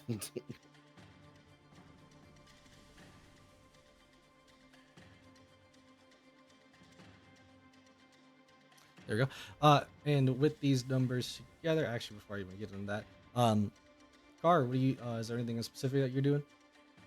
Yes. Given that I need more oomph, I am going to twin cast and powerful cast for 2 mana of my 3 remaining. I am going to cast Void Burn, first level spell, together with my rune, energized attack. What? Uh, Okay. on one on the big one on the small ones, which Mhm. means they. Sorry. Yes. It's a 10 feet radius. And they have to do a DC 16 dex saving throw. And given that I reinforced it with a rune, I would expect it to, you know, make short work of any defense they put up.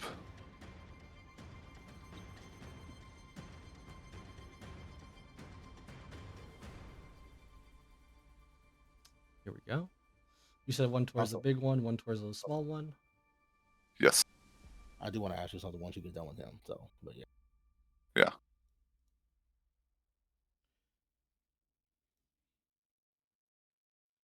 Actually, don't want to make this private. Here we go.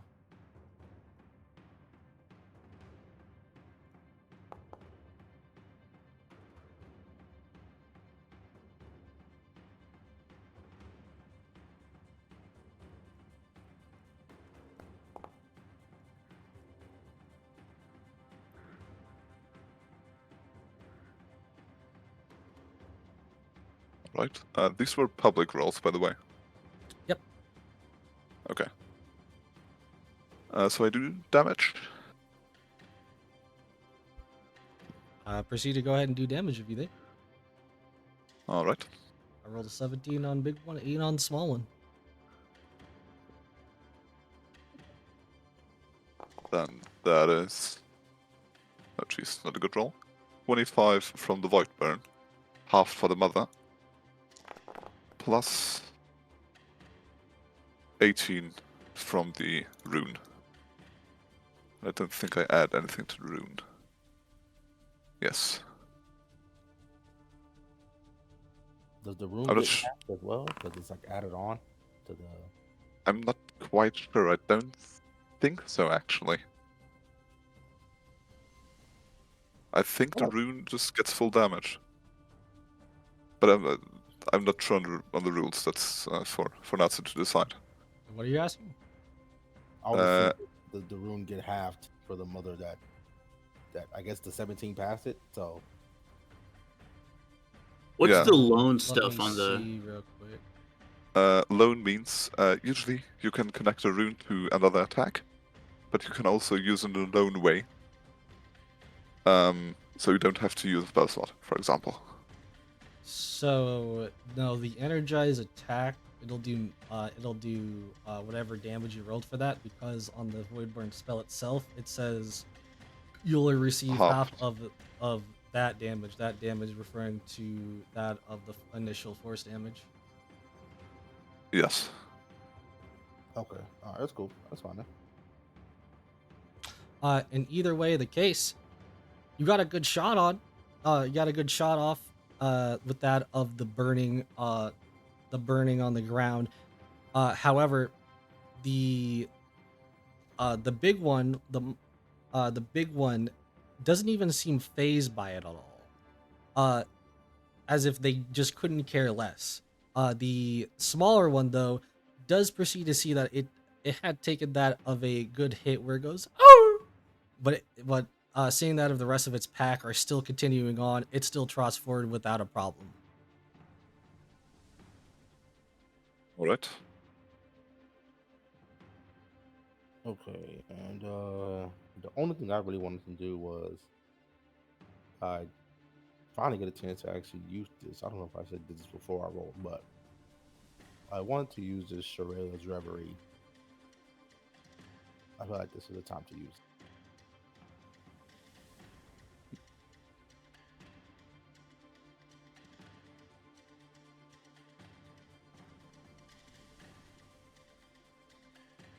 It just grants each creature within 30 feet from me half their movement speed, extra movement speed, but only for like one turn, basically, or one round or whatever. It's basically just like an extra quick burst of speed.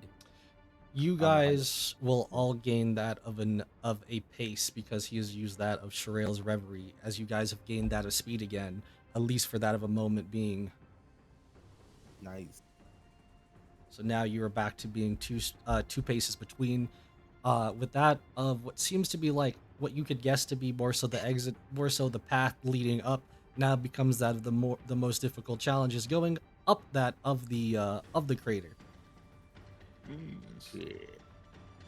So before we get to that, We're gonna do some fun stuff. Oh jeez, it's not going to be fun for us, I fear. I don't like that. Just rolling dices. 11 more of these smaller wolves start to come out from the woodworks on the left, the right.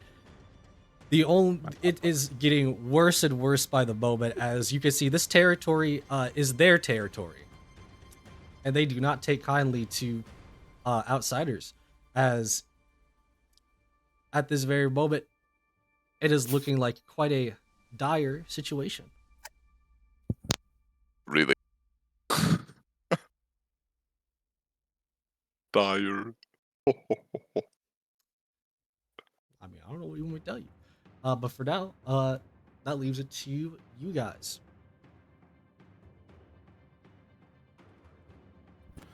Oh, I mean, we're getting closer to the end, so we just gotta keep pushing with the athletics checks.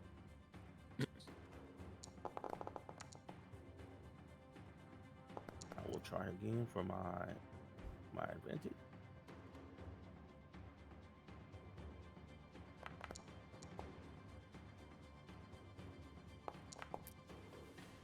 Ooh, I'll take this roll. As long as I can get a somewhat good roll.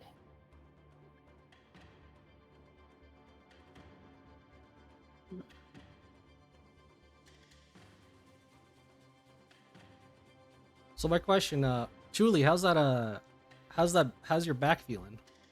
Oh, no, I've been better. Right. With these rolls though. Actually, before I say that, Car, what are you doing? I'm using a bonus action to convert one second level spell slot into mana for 2 additional mana. And I'm going to twin cast Void Burn again, using one of my runic overcharge points as to not to use a spell slot. Okay. Against 2 of the small ones. DC 16, 30 saving throw again, wind and powerful spell. It's a 10 feet AoE in case any of them are running, together.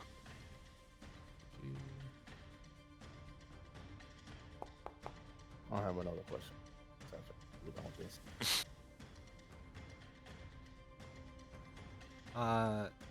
The smaller ones have the small one had failed, the bigger one succeeded. Yeah, what's your question?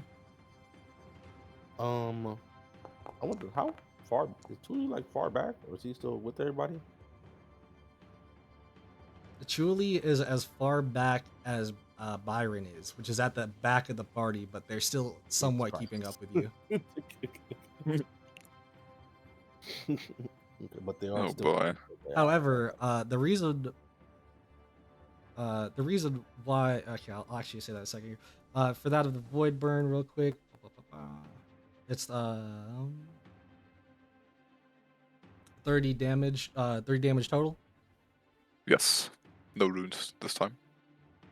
Do you want to say that you hit the wolf you damaged before? Yeah, sure. After using more of your void burn, more of the fire, that merc wolf is still somehow standing. Jeez. Damn. Is it still chasing, or? It's still Does it at chasing, least but fall it's back? it's still chasing, but it's now limping, so it's falling behind. But Okay. that's pretty much like one of them out of the plethora of them that are there, that are really not gonna be able to catch up with the rest of them. However, Yes. as I was gonna say here before, the reason why I was asking Julie about how your back might feel is because now you guys are at the very end stage here. All you guys would have to do is climb up that of the crater. So, I will have to say good luck on that. And if you don't have any easy way to climb, you will be at disadvantage. Jeez. How? Okay. You were talking about strength checks earlier, not strength checks, but just our strength score earlier. So I'm assuming that's because the coffin case thing, basket, whatever, weighs shit ton. Huh. How much does it weigh? Because I There's an technically have actual. like half carrying, not half. I have double carrying capacity right now. So okay, I'll explain it like this. So for that of the weight of it, um because of how many weapons are in there, which is only like between 20 to 30, but they're still like decent weapons. I would say it could be Yeah. anywhere like around 100 pounds easily by itself. Or whatever the calculation version of that is. But the reason I was asking for the strength check wasn't that Melis, you couldn't do it. You could still do it. The issue that I was putting out was you can't do it without basically exhausting yourself throughout the whole journey. Yeah, I get that. That's cool. I mean, that's cool. But I was just like, now that I have like I guess it doesn't increase my strength; it just increases my carrying capacity. Could I just do it the rest of the way then? Maybe. I still don't have a way to climb. I don't even know. I don't even know that. I'm just gonna tell you right away, you will not be able to carry it the rest of the way, but you could, like at the very moment, carry it for a bit. Okay. Okay. Well, let's think of a plan then for this, because I still have to climb up. So that's like the main problem. How far are they? How far away are they from me right now? I just realized I was muted. Since they're about 2 paces away from you all, that means they're about 60 feet away. At least the small ones are. The bigger one is behind them, so probably about 90 feet. So, because we are climbing, because I have my claws, would that help with climbing, considering they're pseudo magic metal stabbing metal claws? Unless you have a climbing speed or some way to climb, it will not help you. Okay. Especially because it might be a little bit better if it was like more of a stable platform, like the claw, like the. I say stable.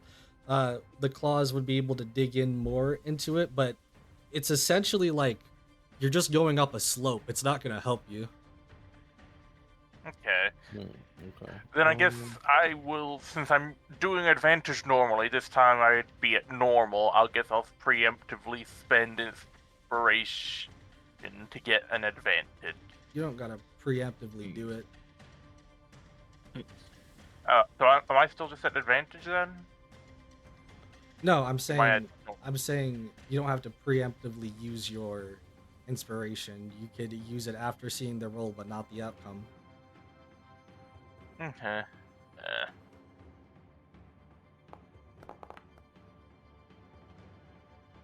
That's a 15. I got above a 10. What do you guys think? Should I try a reroll? Or should I stick with a 15? I have an idea. I think I'm going to cast Plant Growth, with as much distance as I can possibly make. So if they're 60 feet away from me, everybody would have to spend, at minimum, the closest one 240 feet, I think, to get close to us. Because you have to use 4 feet for every 1 feet traveled. So it's quarter move speed for everything. That can at least buy us some time to climb up.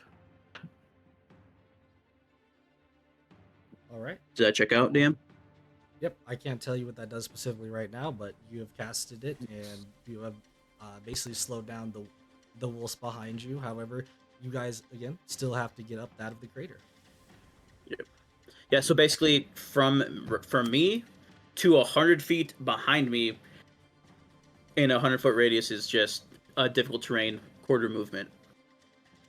Yep. Just plants. So that. How high do we have to climb? Can I get like a rough estimation? 50 feet. 50 feet. To help. Trying to think of. Actually, yeah, because this is an important thing to get out. To try and help me get out quicker, I am going to use this rune. I'm ignoring the measure template. because of one specific part of its effect. I am basically... It's a 30-foot line starting from me. I'm not using it towards the things. Instead, I'm using it ahead of me. Because then I can free action reactivate it to transport myself at any point on the line. So it's 50 feet. If I get at least 20 feet up, I can then get all the way to the other end without having to actually run. I'm also going to be using that.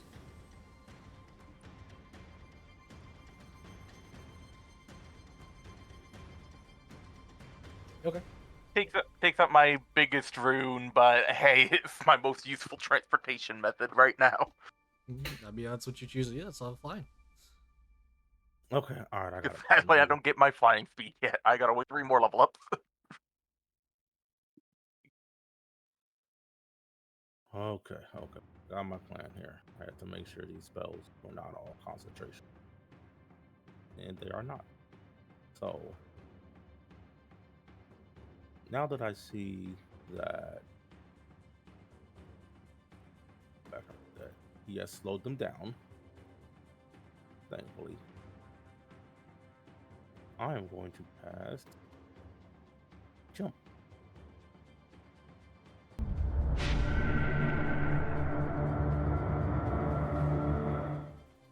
Yeah. All right. How do you calculate jump distance again? For a high jump, which I don't know if this is high If jump or you're long jump. if you're talking about jumping, if you're long jumping, you can jump up to what your strength score is. So say you have in feet. So say you have 20 strength, you can jump 20 feet if you move 10 feet. High jumping, I don't remember high jumping because you don't really come up that often. High jump is equals to 3 plus strength modifier if you move at least 10 feet on foot before the jump.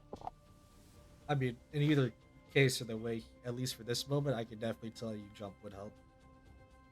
Yeah, obviously I'm not going to clear it, but it'll give me a good bit of the ways up faster. So. Oh no, you'll clear it. Yeah. What? Unfortunately, don't have. What the fuck? Unfortunately, don't have anything that would help people. So. It's 50 feet. It's 50 feet going up. Yes. However, what I'm telling you is that, you pretty much, if not getting up to there, you would pretty much be right at the edge, so you would be able to get out without problem. Okay, gotcha. Could I have casted jump on more people? No, I don't think I can upcast it really. You touch a creature, the creature's jump distance is tripled to the end of the spell. So yeah, even if it's not. Okay. Yeah, because your strength score is 12, correct? Yeah, 13 actually. So 13. So 12. So 13 times 3. That is 39 feet you can jump right now. If you clear 10, and you have to move 10 feet to do that, so you would literally be 1 foot away from the edge of the crater.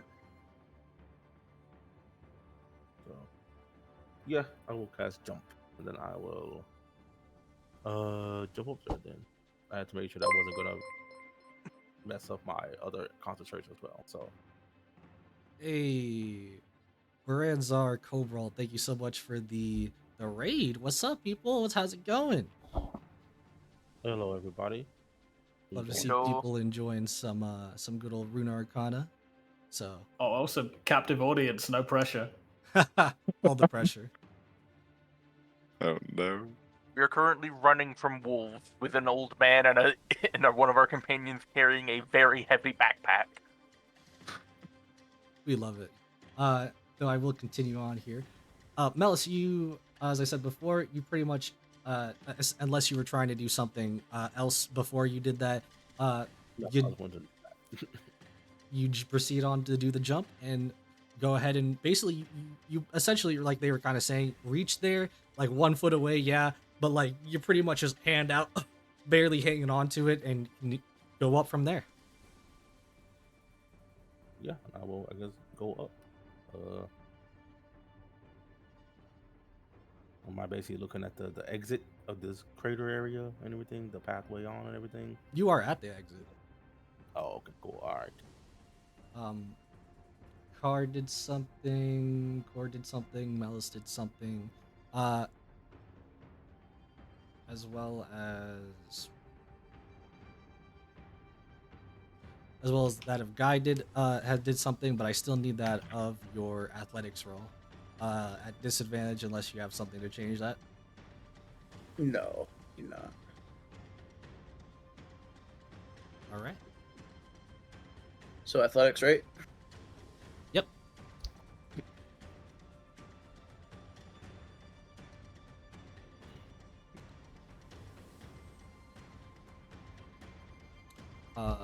Also that of from Thule as well. Okay, roughly how far away am I from the wall?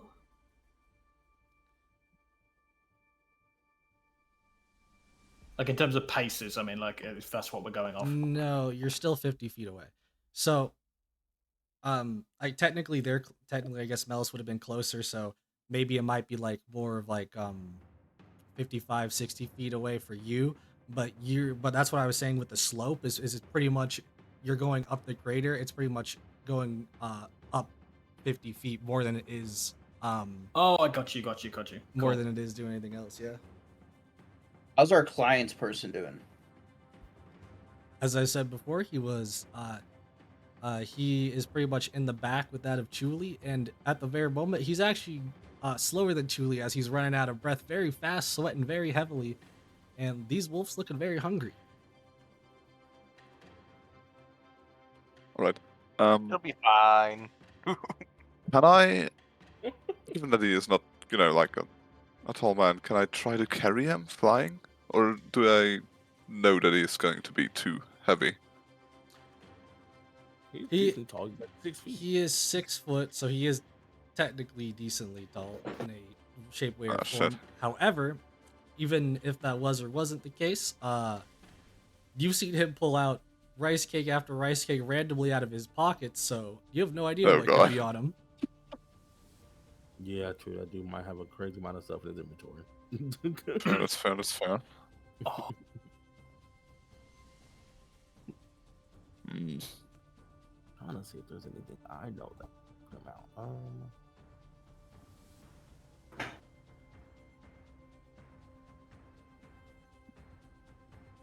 that's actually a great point.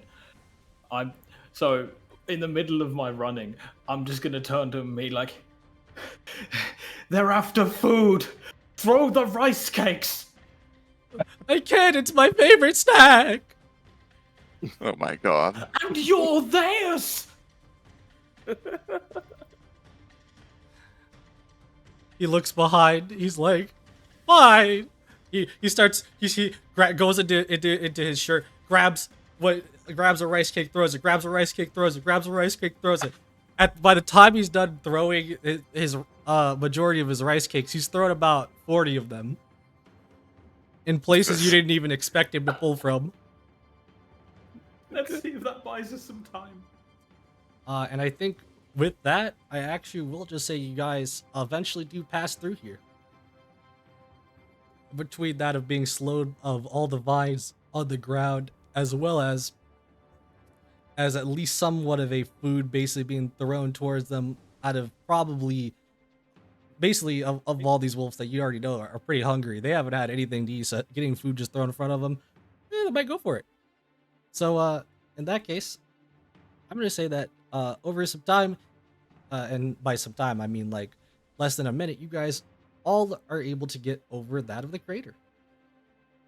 Nice.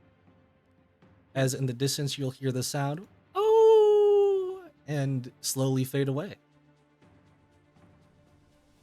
For the person that would be flying and would be able to see these wolves, you can see that they're retreating, but more so very swiftly retreating into areas that you can't really see. So like trees, shrubs, caves, anything like that.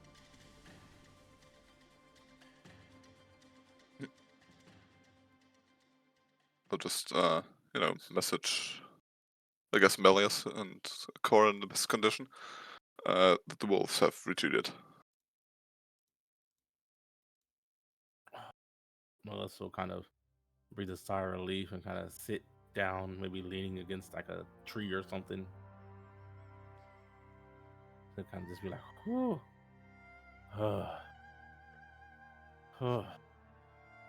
As he waits for everybody else to get up. I'll just keep floating, seeing if the wolves trying another sneak attack, which I don't expect, but you know. Like I said, you don't even know where they're going anymore because they look like they're Yeah, staying yeah. in the crater. They're just going hiding in places in there. Yes, but still stay Yeah. up, you know, have a vantage point. Yeah, I'm just letting you know now that there won't. Yes. And either way the case, as Byron gets out, my uh, my race case. He looks very How many exhausted. do you have left? I only have 30 left. That won't see you through the rest of the journey. No, as he's starting to munch on one already. Please. let's just go around. Oh, we're already through now. Maybe we could shit. Right, sorry. maybe we could at least take a break up ahead or something. I'm very exhausted after all that. You know what? That sounds like a great idea. But once I'm with the old man.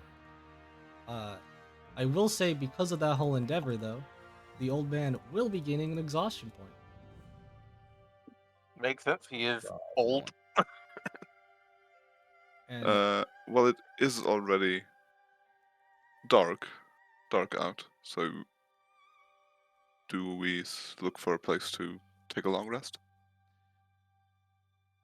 I'm gonna tell you right now, there's no possible way to take a long rest. So what I Okay. was saying earlier when I said that this was also that of a dungeon, whenever you guys are in dungeon, unless there's something special to it, you are only able to take short rests. As to me, a long rest or like a full rest, just at any point having more sleep isn't going to help you unless you feel like you're safe. So you would need to be at some type of safe place basically to get that of an actual long rest. But you can get plenty of short rests. Right.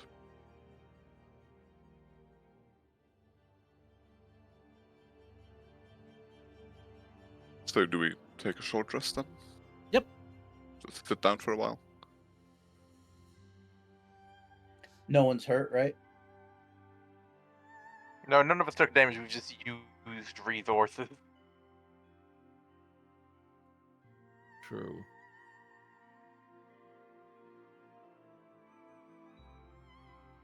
Yeah, take a short rest. Find the clearing. Yep. I assume anybody that has stuff that they would get off of a short rest, you get it back. So, but again, that's just with a short rest. But as you guys are continuing throughout this short rest, you realize that you guys have been on this journey for, at the moment, what feels like that of, I would say about a week, maybe a week and a couple days.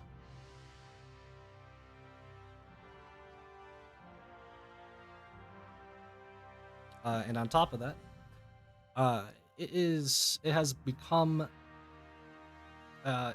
basically you guys had taken a rest as soon as the sun was coming up. So if you got with you guys taking that of a rest, it'll pretty much the sun will be fully out, probably more towards noon at this point. By the time that you guys would get up from like resting or like taking a break, etc., etc.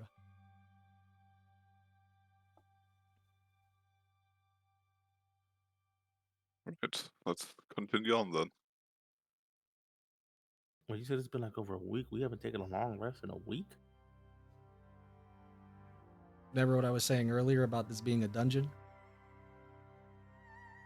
We've been in the dungeon Yes. for a week. Jesus Christ. Okay. Yep. I mean, to be fair, beforehand, at least believe I said it last session.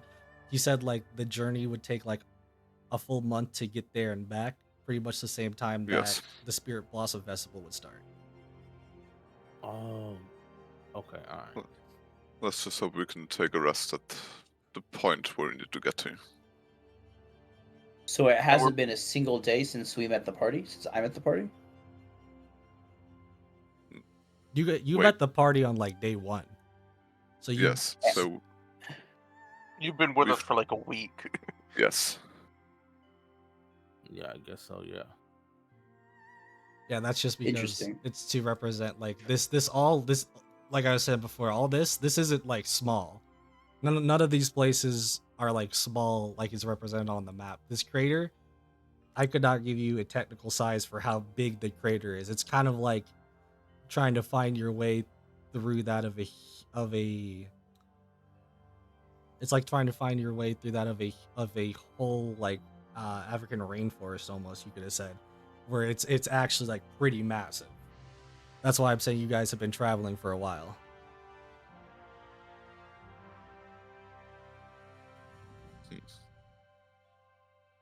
All right. Okay. All right. Okay. Okay. Then let us continue. Yes. You guys continuing on that of the path. Uh Byron is still exhausted, but he's feel a lot better now. He's been munching down a couple of his rice cakes in his downtime, and he seems quite sad about it. But he's not gonna let that stop him, as he says, "Well, as unfortunate as it is for this path that we keep going on to, um, I'll just say, be careful on where you step here." As he says that, as the fog from that of the forest, like the fog, like there's a little bit of fog, not heavy, but there's a bit of fog around in general. The forest that you guys were in start to kind of dissipate as you guys are heading towards what seems to be like that of a bunch of almost seemingly to be like dead trees that you would guess at first, yet still seem very lively for some reason. And around around a lot of these trees and the area in general, it seems to be a almost graveyard of sorts, as you see a bunch of different, not gravestones. They're more of like. Wait a second here.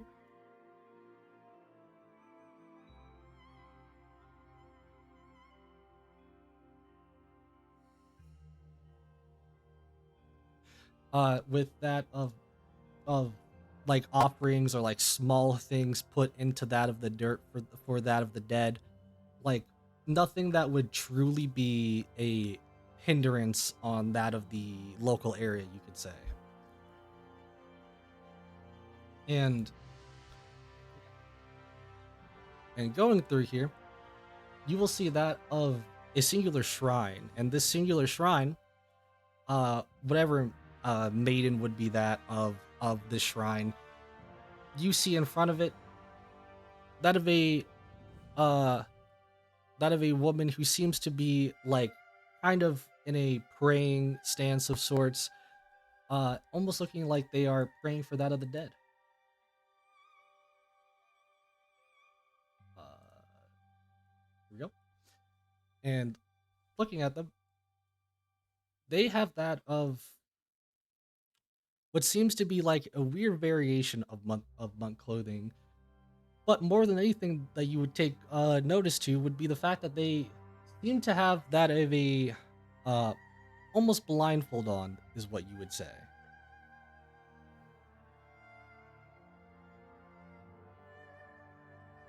Uh, Byron will also mention it. Generally, as I was saying before, just watch where you step, as the sights and that of the dead are very much abundant here. That's at least of the spirits, and they can be quite restless. I'd almost say take a note out of her book, as he points towards that of the woman I was mentioning earlier.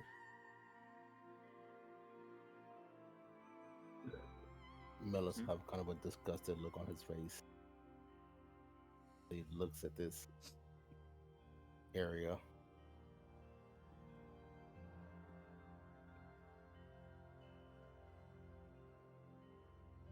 Chuli's just gonna like bow his head and like either mutter like an Ionian prayer that he knows, or just some other funeral rites that may not be relevant to this graveyard in particular, but even if it's just Loxland particularly, still gonna pay respect.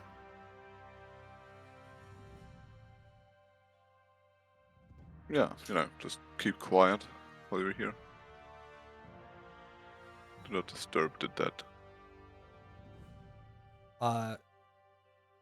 So I guess I would ask who would be giving like a pose or like praying essentially or anything like that for that of the dead here. Core would give the equivalency of just a customary funeral tradition of what you say when somebody passes, but it's not like hyper religious or anything like that, because he's not really his society, because he grew up in Zon, and that they're not really a religious people or anything, but he'll give the general courtesy and respect people give to the dead. Right. Power doesn't really believe in any gods or anything, but I'll just take a moment to think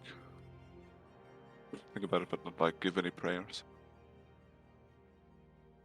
Right. Truly, did you say that earlier that you were pretty much kind of similarly doing what she was doing and kind of like getting down for a second, doing a little bit of a small pray or however it is you were doing, or what exactly were you Yeah, doing? definitely. That's kind of muttering something in Ionian, just low key. Hope you're resting well. Hope we don't disturb you. Almost like an apology, and just paying respects in that way, but in his mother tongue.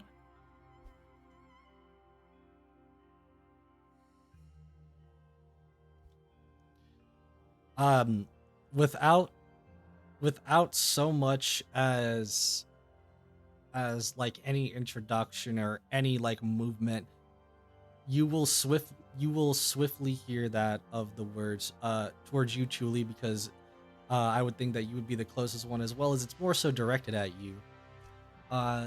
Even if the head isn't turning, doesn't turn to you, like still praying, you hear that of a question. What do the dead represent in life?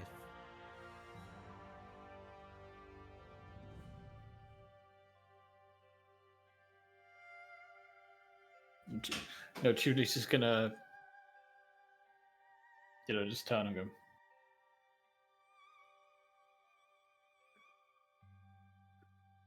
Is this subjective, or are you looking for a correct answer?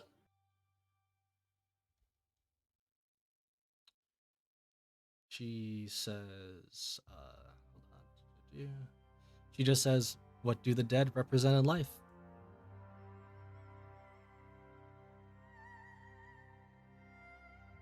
Julie's just going to look down at the ground and just in Ionian just say, a story to be told. Hopefully truthfully and fairly and not forgotten.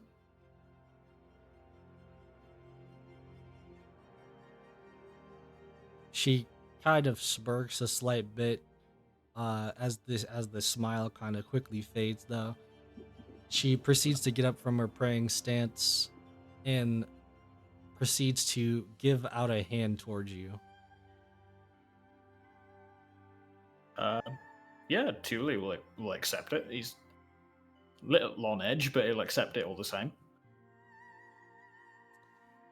You proceed to like kind of accept it, how whatever not whatever, but you kind of accept it, not really expecting anything. However, as you feel that of her hand, you feel what feels like to be an extremely rough and rigid hand, one that you could tell means someone would have been training on at least something with that of their hands for their whole life. You, that of a fellow Ionian. There is no true right answer, just as there is no true right path. However, in this one, I will give you a small bit of advice. you are being tested.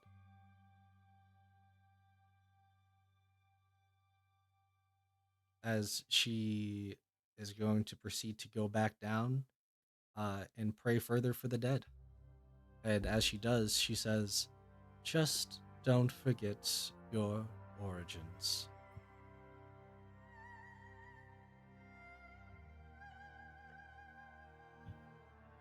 Julie will just kind of like swallow deep at that and just kind of can I like look around the gravesite? Is this like primarily a human like cemetery, or is there like, do I see like any like telltale markings of any like Vastaya or anything like that? I'll just say yes. I don't know how to represent it, but like I said, none of them have actual like gravestones. They're more of like very small things or small offerings above that of piles of dug dirt. Mm-hmm. Okay.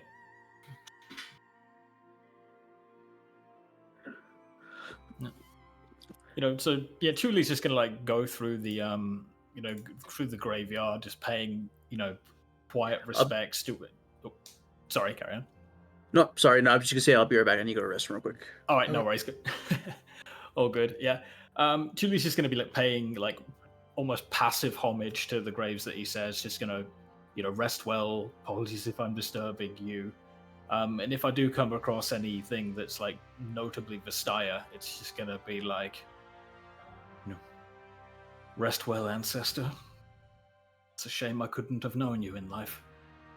And just keep steadily moving through as quietly and cautiously as I can. I'm trying to like make the basket rustle as little as possible.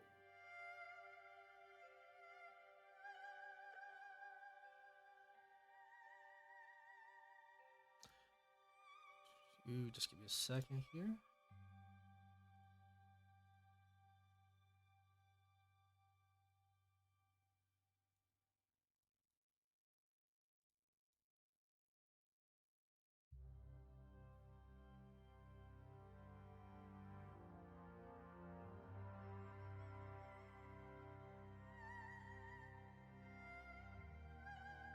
All right.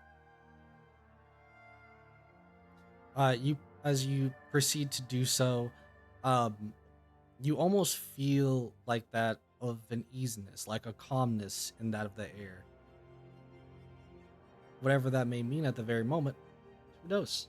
But I can tell you that this person, at least the one that you've talked to, is not in any shape, way, or form stopping you guys.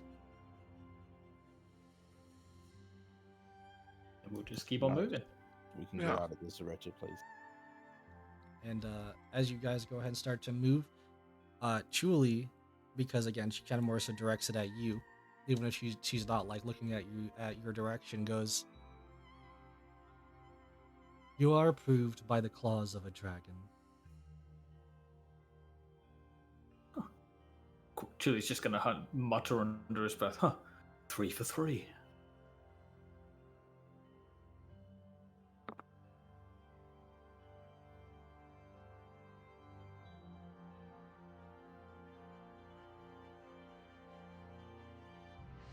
As you guys, as you lot proceed to continue on further and further, you finally reach not the destination, but the true start of the destination, where you see that of a small kind of wooden sign, uh,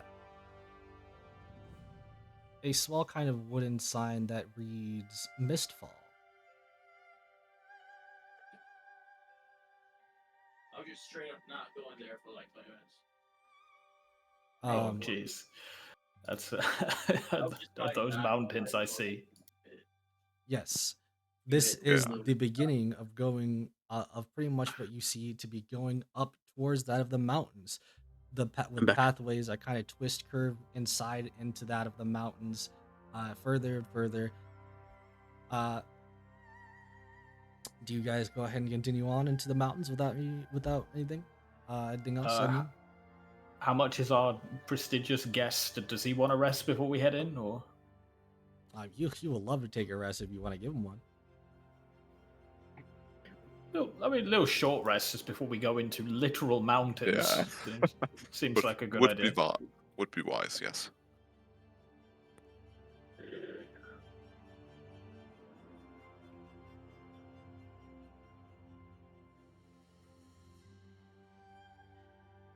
Anybody that needs to get their short rest in, go ahead. He gets his small little rest in, and pulls out that of a basically that of a tea urn with that of multiple tea cups. Again, pulling them out of seemingly nowhere. Fresh tea. Sure, I will take a cup. Absolutely. I will take one.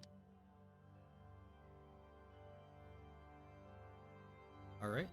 Anybody that I'm assuming anybody that took a cup, you're taking a sip.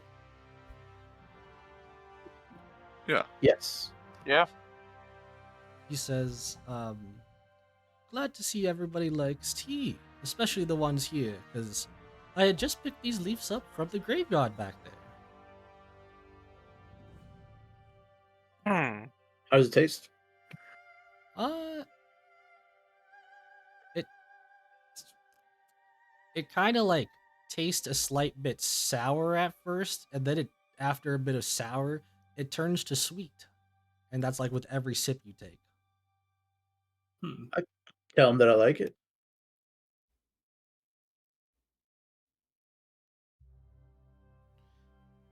Oh, that means I need to make more in the future.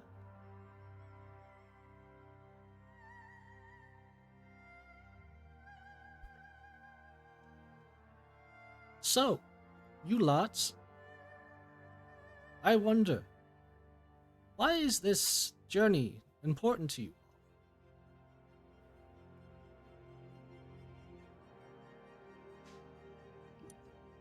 This particular journey accompanying you. Or what journey are you asking about? Well, that depends on the journey you're wanting to speak of. Is there more than one journey? Is there more than 2 destinations? Is there more than 3 rice cakes? Who's to say? Who Do not is have- to say? I do not have particular feelings about this trip. And truth be told, I don't have many feelings about our greater journey as well. Well, Something that needs to be done. I won't probe any further into what it is that you might be feeling of the sorts. However, do know, I might be an old man, but I do have an ear on me sometimes. Rice cake?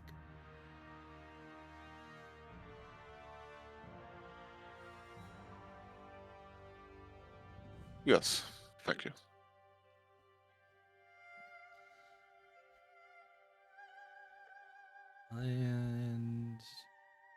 And with that, if nobody has anything to say here, we'll continue on.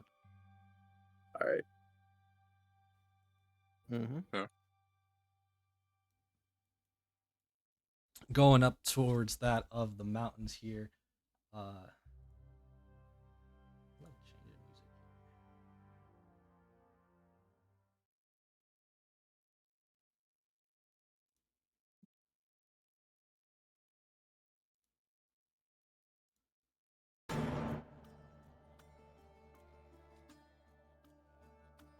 Yeah, I'll go with this. So continuing on as you guys go through up that of the mountains, immediate notice. It's not going to be correct looking specifically on the map, but the mountains kind of like somewhat connect with each other. Sometimes you have to go like up a certain mountain, go across, go like not across, but like around a couple times to go back down to go up another mountain, and then from mountain to mountain. It's just a plethora of extra steps, you could say.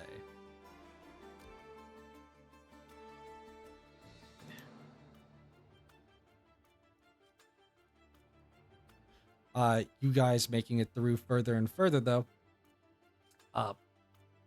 Byron's starting to look a little bit more on the tired side, exhausted once again. But honestly, after the amount of walking, going up, going down, sideways, whatever it is, maybe it might be just because it's a difficult journey now. However, you get to about here, and at this certain point, you are pretty much going from that of a mountain going down, and now now the path is leading you up towards a mountain. As you guys get about halfway up there, there's now a more even like kind of like field of sorts. It's not like there's any like plant life or anything here, but you see to be that in front of you what you would guess to be a set of like pillars to cross that of this specific area. But these pillars, I'll just tell you right now, they are like 5x5. They are like 5x5 pillars, so there's like a whole bunch of pillars that you could pretty much go towards. But and beyond that of the pillars, pretty much standing not in front of the pillars, so not exactly where you guys are, but behind the pillars, essentially to kind of represent like they're further up that of the mountain, but looking down towards you, you hear that of a somewhat of a laugh. I didn't expect any of you to even get here. Now, who that might have came from? Here we go. Who that might have came from? You look at that of what seems to be some type of Vastine. You could only say to be, as it seems to be a monkey-like creature, the size of a human, but very agile. And I'm going to say agile already because they're kind of like jumping around. They're going from like they weren't on any of the pillars, poles, but then he starts to go onto one pole, jumps on another one, upside down, and yet another one, and he's going. So far, I'm thoroughly impressed. But I am not like the rest. I have simple goals. I am a simple person. You can call me Ting. But whether the name is important or not, whether you remember or not, or whether you care or not, is not on me. I'm just here to simply tell you, only one person here has to defeat me, and you will get that of my blessing.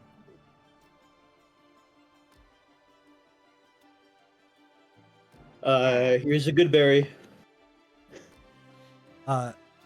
He says that as he like tosses a wooden pole at your guys' direction. One at a time, no cheating. I'd say Julie go first because he's the only one of us with a metra attack. No, Julie will just like whistle and be like, "This doesn't violate the whole no weapons thing, does it, sir?" Oh, did they tell you that crap? I wouldn't have cared personally. Goodness sake! I'm gonna take the stuff. Yeah, 'cause I will say though, if you had a real weapon, I would have used my real weapons. As he pulls out a wooden pole himself.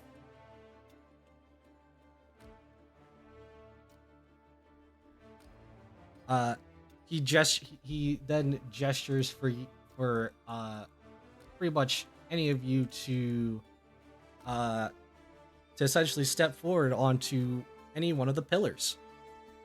I guess Julie will step up first, and we'll just kind of observe for now. Oh yeah, Julie's gonna go first.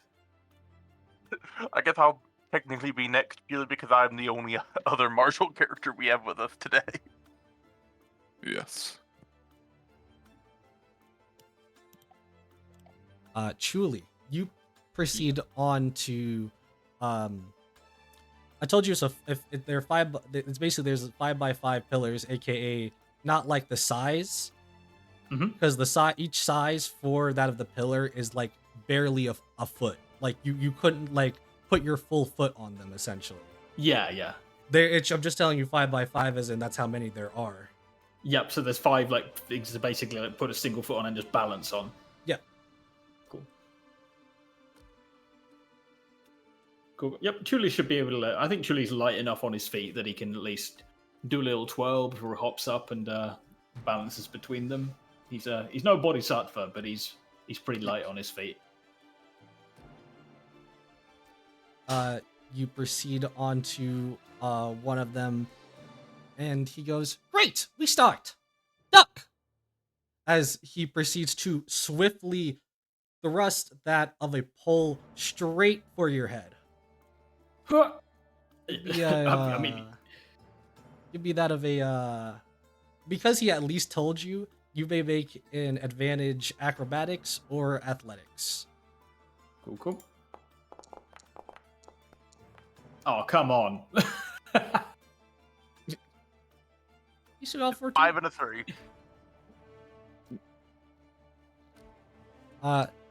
With that of a 14, you pretty much barely duck, and as it goes right over your head and extends right back to him, it's kind of stunning you for a second because he's only on the 4th set of pillars, but he was able to hit you from quite a distance with the bowl. Cool. Or at least I'm gonna attempt do. to. I'm gonna do the equivalent of popping defensive maneuver and keeping myself more on the defense for now. He proceeds to jump. He proceeds to start jumping from one pillar to the next pillar, back and forth, the left, the right, almost as if he's trying to show that he's not going to attack, but that he could at any moment. Come on! You could defeat me, but you could just defeat me by passing me. If you can, that is. Chuli's just gonna, grin and get more into the spin of it. But yeah. I mean, if you'd like, I could do both if that would be more entertaining for you. I'm gonna try and use combat distraction. Combat distraction, huh? As I try and thrust at him with my own staff. Yep. And as you do, how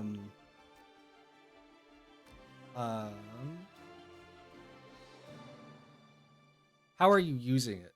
How are you using the bowl? I'm gonna try it like spear thrusts. I'm just gonna try and get him with the far end of it. Then you can use that of one of your regular spears for that of an Okey-dokey. attack. Cool. Equip you. And boom.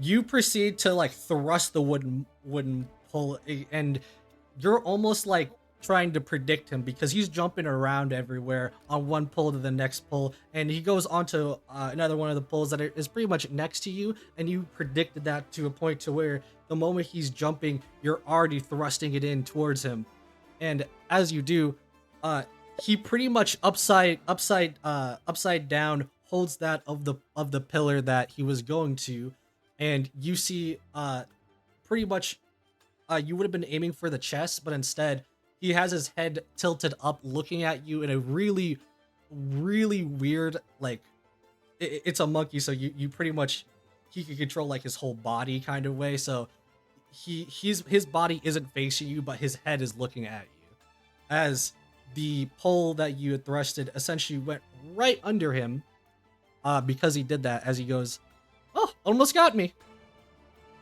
Cool. A little bit faster. I'm gonna reach behind myself with one of my free hands after my thrust, and I'm gonna create 2 feather daggers in my hand.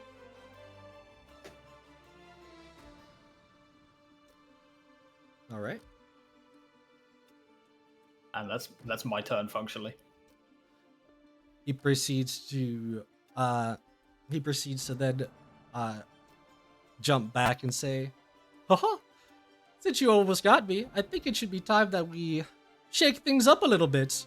As he's going to proceed to spin that of his wooden pole, and he starts spinning it at such an extreme rate, he is creating an airflow, and that airflow he is starting to direct towards you. making it a little bit harder to actually go from pillar to pillar at all. Okay. I'm gonna try and like if functionally just stab down and try and like use the pole against one of the pillars just to kind of weather the storm, just as a vantage point. You don't even need to roll for that. I think that's pretty good. You proceed to use that to get leverage to get further, basically closer to this to Ting at this point. And Ting's like, "Oh, I never thought of that way." But what will you do when faced of real danger? Will you shatter as he strikes that of one of the pillars that was next to him, and you see that pillar start to kind of crumble down, pretty much going downwards. That pillar is gone, as well as a couple other random pillars, it seems. Okay. Cool. So what I'm gonna do in response is I'm just gonna be funny. I was about to ask you the same thing.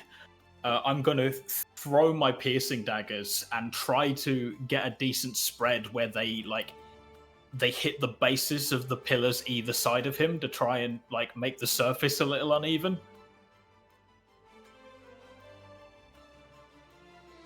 Do I need to roll for that or? Give me a second here.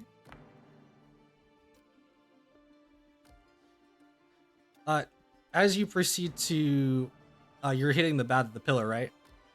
Yeah. As you proceed to hit that of the pillar, he actually wasn't expecting it at first, and like wobbled for a second as the pillar started to shatter. He quickly jumps onto that of another pillar and goes, "Oh, calm down! You could have killed me." Action Just kidding. surge. Ooh. Yeah. So as soon as I get an idea of which pillar he's going to jump to, I'm going to switch back to the staff. I'm going to do my own twirling of it until it starts to crackle. And, you brought the wind. How about we add a little storm to this? And I'm going to thrust with my piercing lightning.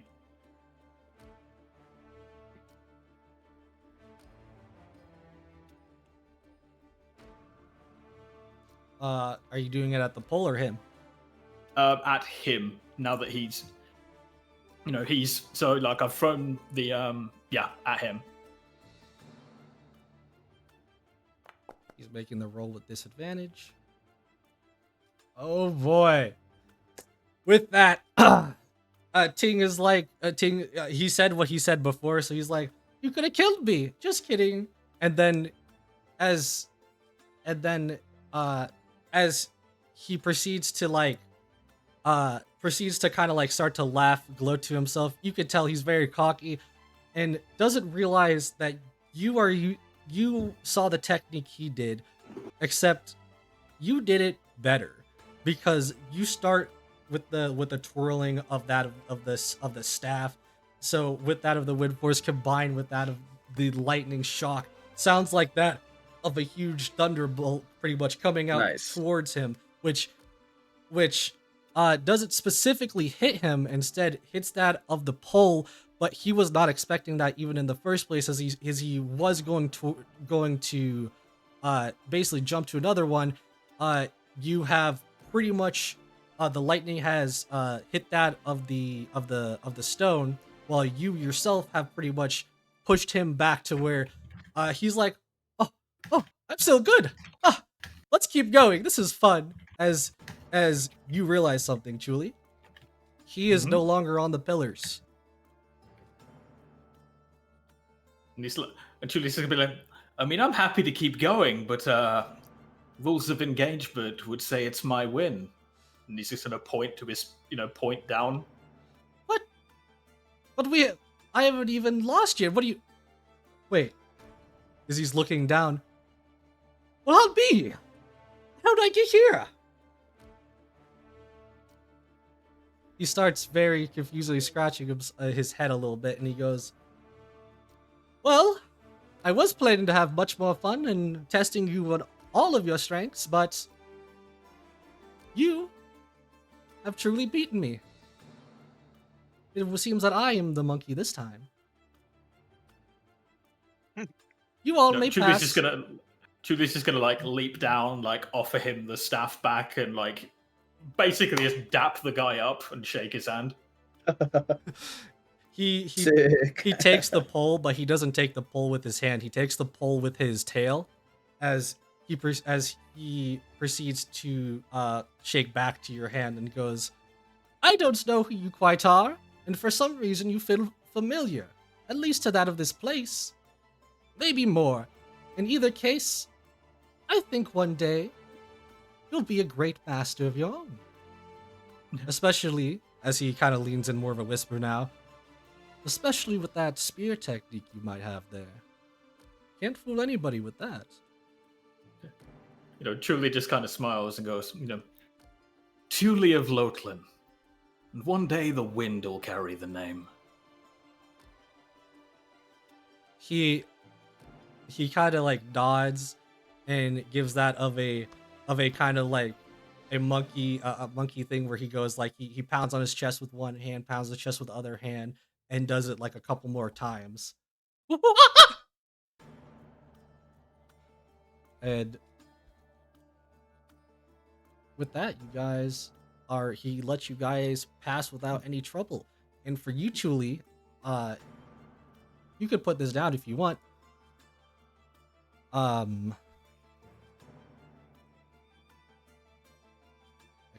just a quick second.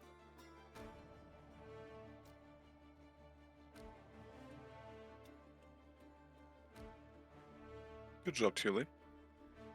Chuli's just gonna with a big grin, just picking up the basket. I don't know about you guys, but I'm rather enjoying myself. You have every right to. That was a very, very nice display. Ah, okay. He goes, "My name is Ting, the Shimon Wind, and you have my blessing. May the wind favor you for your journey, and may we talk again at another point." I'd like that, I think.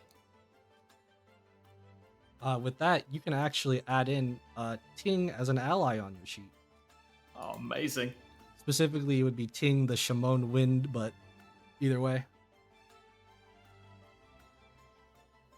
So when you say ally to your sheet, is that like a collectible or just like an NPC or someone that follows you, like a companion, or what does that mean? This is pretty much like he's pretty much just an ally, meaning if he were to ask for help potentially in the future and he's able to provide it, he'll probably help if he can.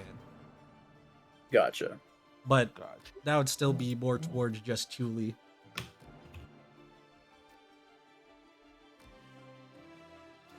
Gotcha.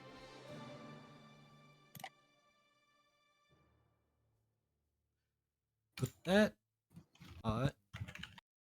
unless anything else wants to be said, you guys are able to pass through. You would walk over that of the pillars, which isn't that much of an obstacle if you're going at a slow pace, but at a slower pace. But again, that's why it would have been difficult beforehand if you were being blocked.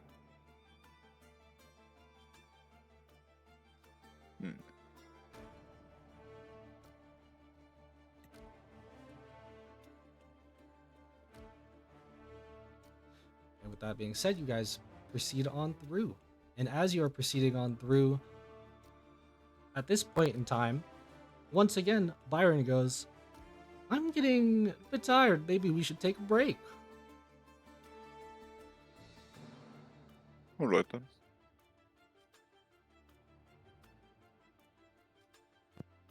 Anybody that wants to get their short rest in, then if you guys are taking a break, they may put your short rest in. It's not like I've used any resources that I can recover. Yep. But I will say, at this point now, after the rest, it has been almost 2 weeks.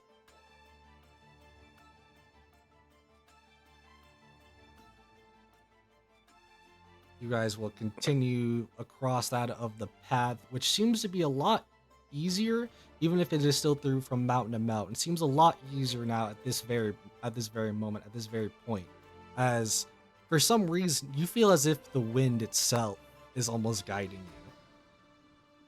Anytime that you're like at like that of a mountain where like the wind would push you back like it was before, now it seems to be pushing you forward.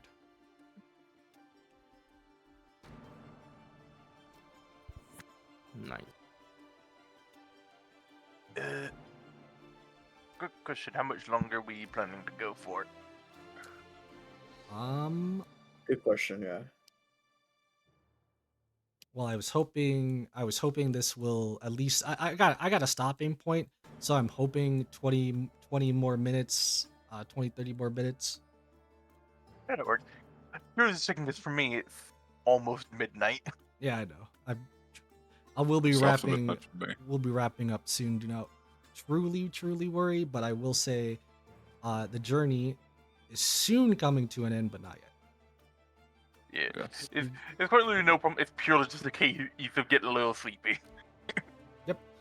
As you That's fine. guys getting It's just- getting through that of the mountains, you guys find yourself at that of now what seems to be like tall mountains. And the reason why I say tall mountains, because these are the ones that are more like the mountains you would almost see in like a desert, I think, or like a Like the plateaus or mesas or. yeah, like plateaus and stuff like that, where it's a lot harder to climb because they're steeper.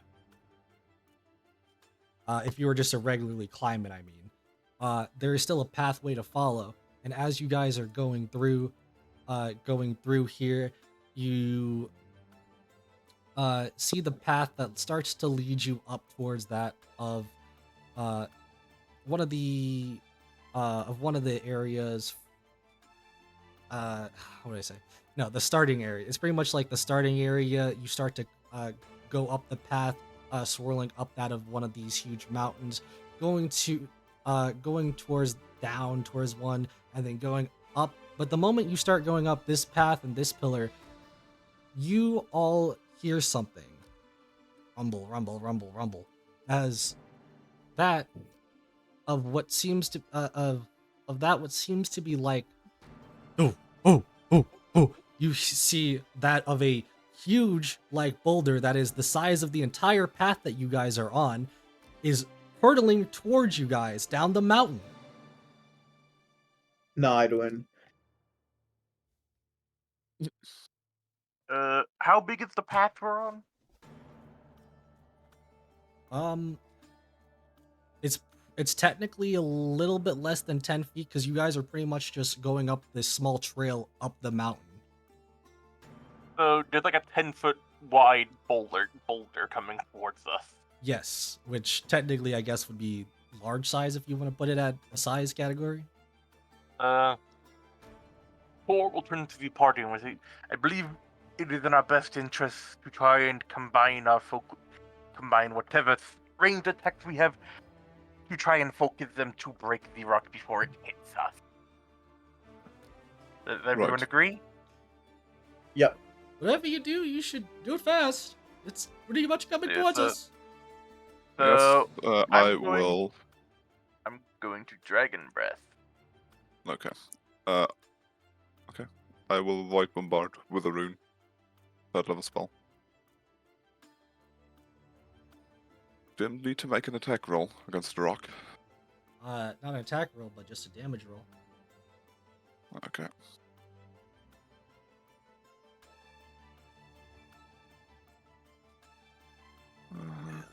What is it?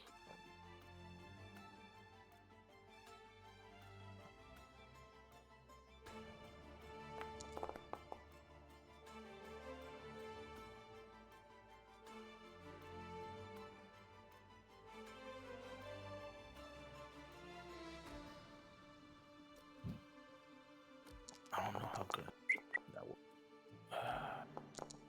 will.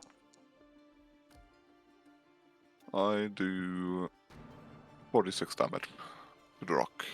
With your guys' combined attacks between those two attacks, as you guys take that at the front and proceed to shoot out, one shooting out lightning, one shooting out a purple like Almost like a lightning bolt, basically. basically like a darker purple lightning bolt, I would think. Yeah. So like weirdly enough, 2 types of lightning almost. But pretty much, you see as the boulder is, as you guys both aim it towards the middle, the boulder just completely explodes on impact, and all the rubble and debris, anything like that that would have hit potentially like you guys or anything like going down, uh, completely gets shot off of the mountain. I believe that went well.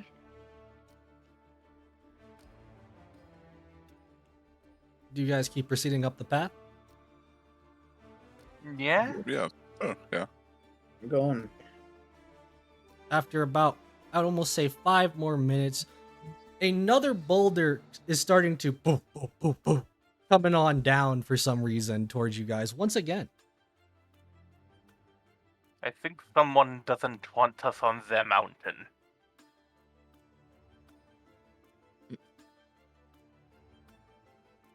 You want me to help you break this one as well, or do you think you can? And look, I got one more lightning breath. I can try. Sure. And I will I only use... get. Sadly, my lightning breath is a long rest recovery, and we can get those. So I'm also going to explain this to you. You guys basically started at that of the bottom, like near the bottom to where the first boulder came. You guys are about half, or like a little bit, maybe like half, basically just halfway, as another boulder has come curdling down. Alright, yeah, I'll use this time just a cantrip with energized attack, which is my last rune use. So that's for 24 damage for the rune. And let's see, 25 damage for the void bolt. Once, That's 49. once again, obliterated this boulder to go straight off, as the rumbling again, once again has stopped. I'm gonna need some rest soon. I do not like Agreed. this. There's potentially, if we can get to the top and not have boulders being seemingly just coming out of nowhere, then maybe we can. Let's hurry. Yes, let's go. You guys get up to about nearly the top. It's like you're like almost right there, and you see that of a of basically a huge amount of rumbling, more than the other times. And as you do, you see something coming down, as it seems to be like that of a 3-foot tall, pretty much boulder instead coming down, which aka that makes it more of a rock. And it's making Right. more noise than the other ones? In that direction at least. That's a bit weird, but alright. I believe Uh. we can stand out of the way of this one. It is not that big. It literally, you could stop it with your foot. It's literally like a rock just coming toward you guys.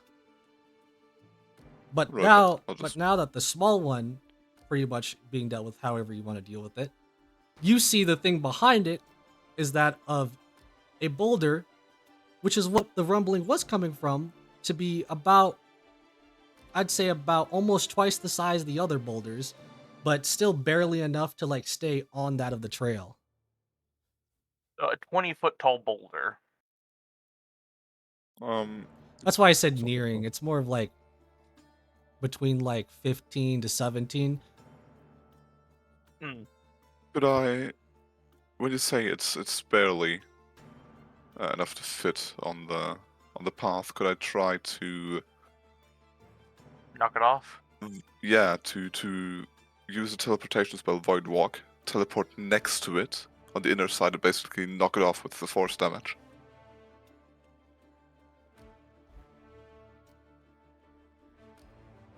So you're trying to teleport, I get that. And then how are The you? Void damage Walk to basically, Yeah, it Stupid. basically I teleport and it's an explosion where I appear. And he's trying to do that to basically blow the boulder off the trail rather than blow it up. Well, that's what Yes. I mean. Is there isn't like if you're trying, like what angle are you trying to do it? Because the angle of it being on that of basically rolling down towards out of the mountain, you wouldn't have any space on the in between of the mountain and the boulder, especially with it being bigger than the trail itself. Right. Let us Fair look enough. Then I'll just blast it. Yeah, I'll throw I'm an probably ice gonna. spear. Yeah, I mean I'm probably gonna need some help, but I'm gonna use no measure template. I'm using one of these, that's 30 It- from me. and this will slow it. So I remove this. Hiya. And that is 13 from me, but it also slows by 20 feet.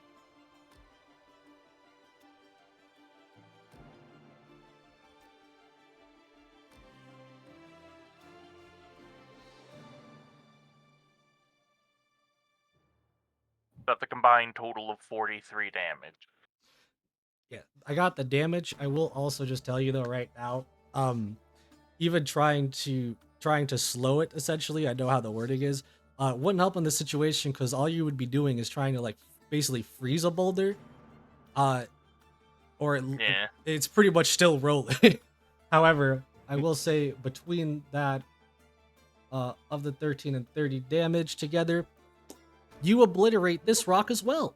However, that of remnants of this rock are actually still coming towards you. So, they are dodgeable or avoidable in some shape, way, or form, but I would need at least something. I'm going to fly straight up. Maybe lift.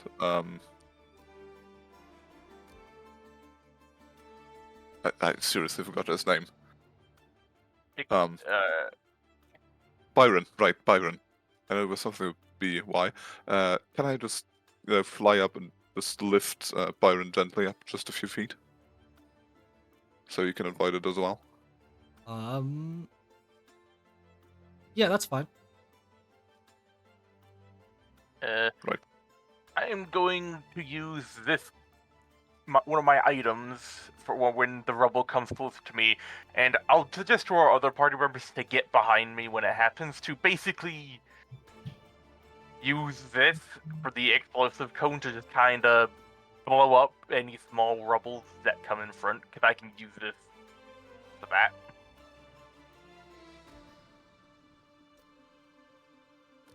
And that is... Okay, I guess you could try that. Yeah, that's fine. It's 12 damage, but also these are small rubble bits, so it'll clear out some of them. So I'm basically just trying to go to the place where there's the least amount of rubble, it looks like, and then just kind of use this to blow up the ones that come close. I'm just going to tell you right now, if anybody can do one more thing, you will be able to get past this. I mean, I was trying to do something else earlier, but I guess I wasn't heard because I could have just negated this whole fucking problem. Excuse me. I did Yeah, not I hear did you, not in hear fact. you. Apologies. I will cut. Well, it's weird because now everybody's got to get away from me at least 15 feet, which is, I don't know if there's enough time to exactly do that. I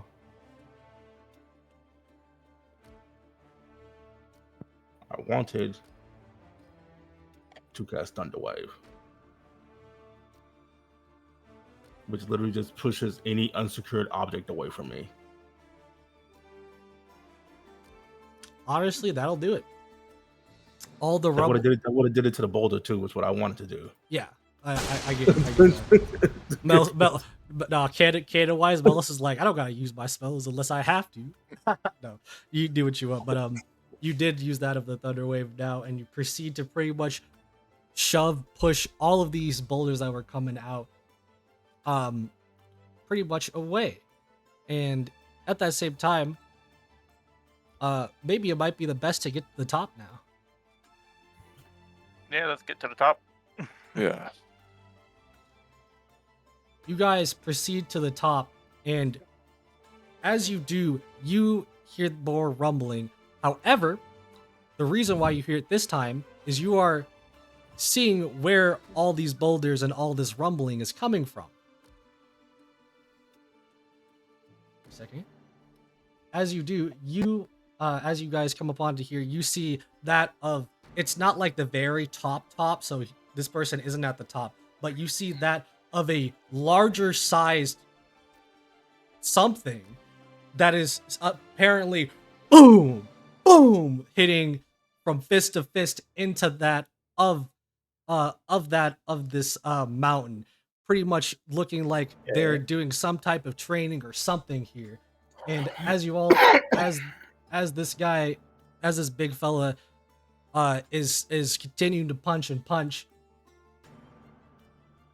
you will be able to see his weirdly stone-like body as well as a fiery head, one that seems to be on fire but not bothering this person, as he continues boom, boom into that of the mountain. As you feel more rumbling, that of the areas that he's hitting, looking like that of huge holes are pretty much being made. I'm I've going to never fly seen- over to him. Sorry? I've never seen. Oh, because Cor was going to make the comment. I've never seen a literal hothead before. Oh well. I'm going to fly over to him and just start speaking. I hate to interrupt your training, but do you know that you're producing rocks that are falling down Whoa, on the path? whoa, whoa, little dude! Don't get too close. Don't you see I'm training here? We almost got hit by your training already. I doubt one more hit will make a difference. He looks behind him, sees that of the entire group, and is now like, "Oh, I'm so sorry, little dudes. I really wasn't trying to hurt nobody here. You guys No, all just- right?" We Just be are mindful of the path next time. unscathed, though keeping the yes, as our companion mentioned, keep in mind that punching the mountain tends to produce rocks that fall down the trail. Of course. That's what I did in the first place. It wouldn't be good training otherwise. Right, let's just move on. I have a feeling it Whoa, whoa, won't whoa. produce any lasting results. Don't go so yet. There's plenty of difficulties coming up ahead. And as much as I kind of feel bad for almost potentially squishing you little dudes, I could help you get through here. That is if you're wanting some help. If not, I'll continue smashing. I don't believe any of us would be opposed to some aid, would we? Please? No. Great. Think of it as an apology. Great. Thank you. Oh, here we go. As he goes, "Oh, and I believe introductions should probably be somewhere put out there, so I'll just say mine. You can call me Kyan. I'm the horn of a dragon." Car. Guy Sean. No I am relation to Hello. dragons.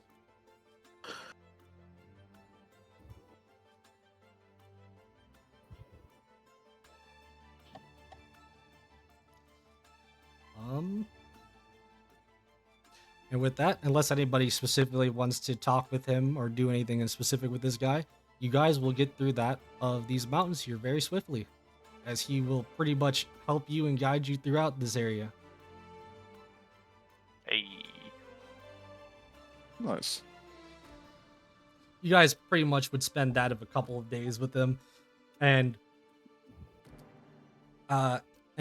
basically find out that this guy has essentially hit that of stone his whole life, hitting that of stone, rocks, metals, just anything to harden his body, and his body is changed after that. Outside of that information, though, So this man he took seems the very expression friendly. So this man took the expression "you are what you eat," but changed it into "you are what you punch." Quite literally. Hmm.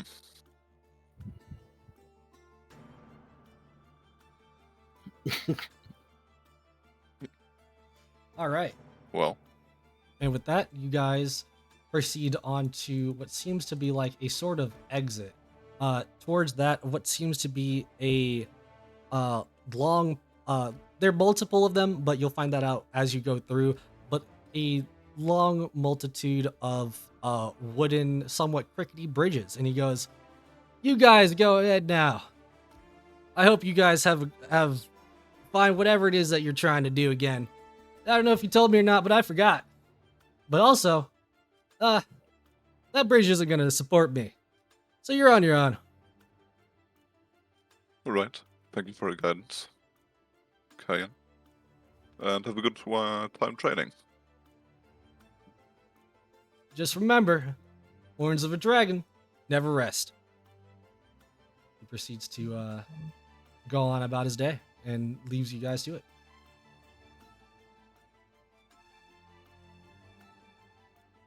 Alright. I'm assuming that you guys just start to traverse that of the wooden bridges, going from one wooden bridge to another wooden bridge that are all connected by like very small, not mountains specifically, but like cliffs, to where if you look down, it looks like a very deep drop.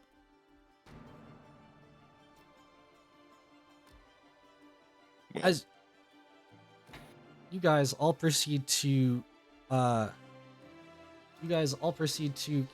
keep going for now. As this journey has been quite long, Byron says, "Oh, we're finally nearing the end. I think I remember."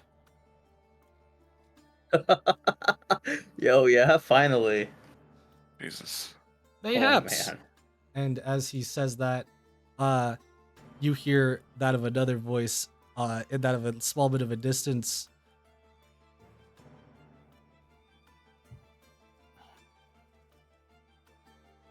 I mean, you've come all this far. That's nice. That's nice. But your test isn't over.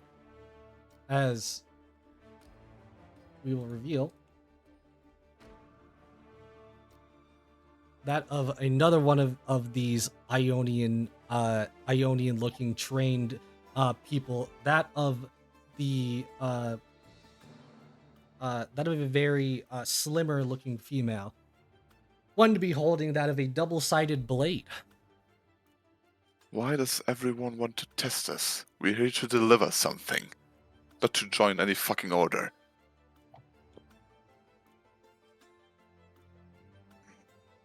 It's not really my place to choose that.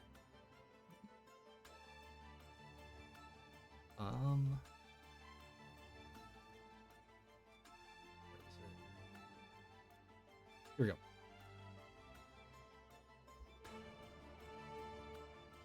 Honestly, I'm quite surprised you all have made it this far. You probably have heard that once or twice. And either way, I can just tell you, for this next area, you'll want to hope things turn out well. As she is going to proceed to say, "Good luck," and proceeds to slice that of the bridge that everybody has been on. As now, anybody that essentially wouldn't even be flying or floating would be now falling down a deep cavern. Again. I'll just catch Byron.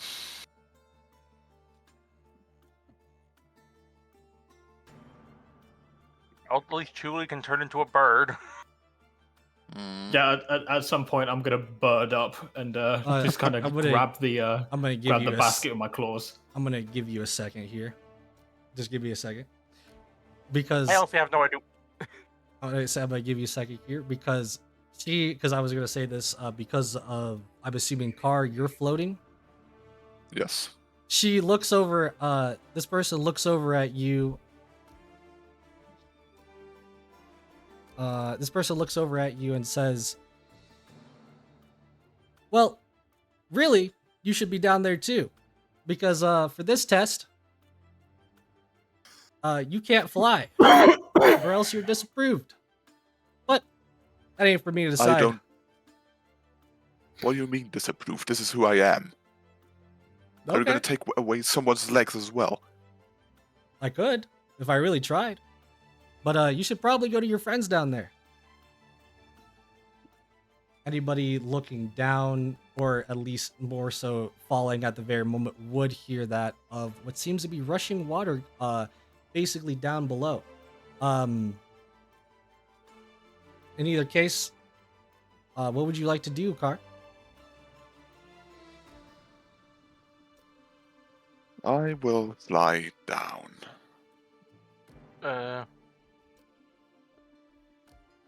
How fast does the water down below look like it's flowing?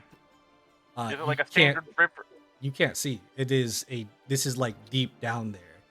Like like I Oh. said, you hear the water, you don't see the water. So this is going to, based on physics, this is going to hurt like hell because water at great height is akin to concrete. Oh, it definitely could.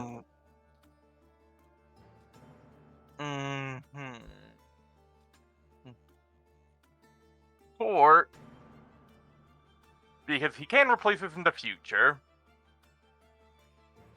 is going to time his fall to where as he's falling, he's going to throw his hammer, his little hammer, to disrupt the surface tension of the water so it's not like hitting a concrete wall when he collides with it. And brace himself to dive in, basically. Right. I'll let you save that for next time. In either case, I was gonna end it here, and I am gonna end it here. But I wanted to ask before I fully ended it, pretty much if everyone was accepting going down, essentially. Yep. Yeah. Yeah. Yeah. I'm not happy about it. But Oh, definitely not. I I don't think anybody would be happy about falling to the death, especially Byron as he's going, "Ah!" And that is where we will end As it. I said, I'll catch Byron. To just fucking fly off. I didn't sign up for this. Yeah, What a what bunch how of do you think fucking I feel? assholes. Yeah, I Like, did not. honestly, How long has it been DM since I met them? 3 weeks. like Oh, 2 weeks. A We little haven't. bit- a little Is bit anyone over- hurt still? It's been 3 weeks. No one's gotten hurt. No one. It's just been shitty though. It's just Yeah, been we're just- a Yeah. long journey. And either way, before anything else, I am going to say it was a nice session. Have everybody have a good one. We are going to be ending the stream and the session today now. Bye-bye. Bye bye.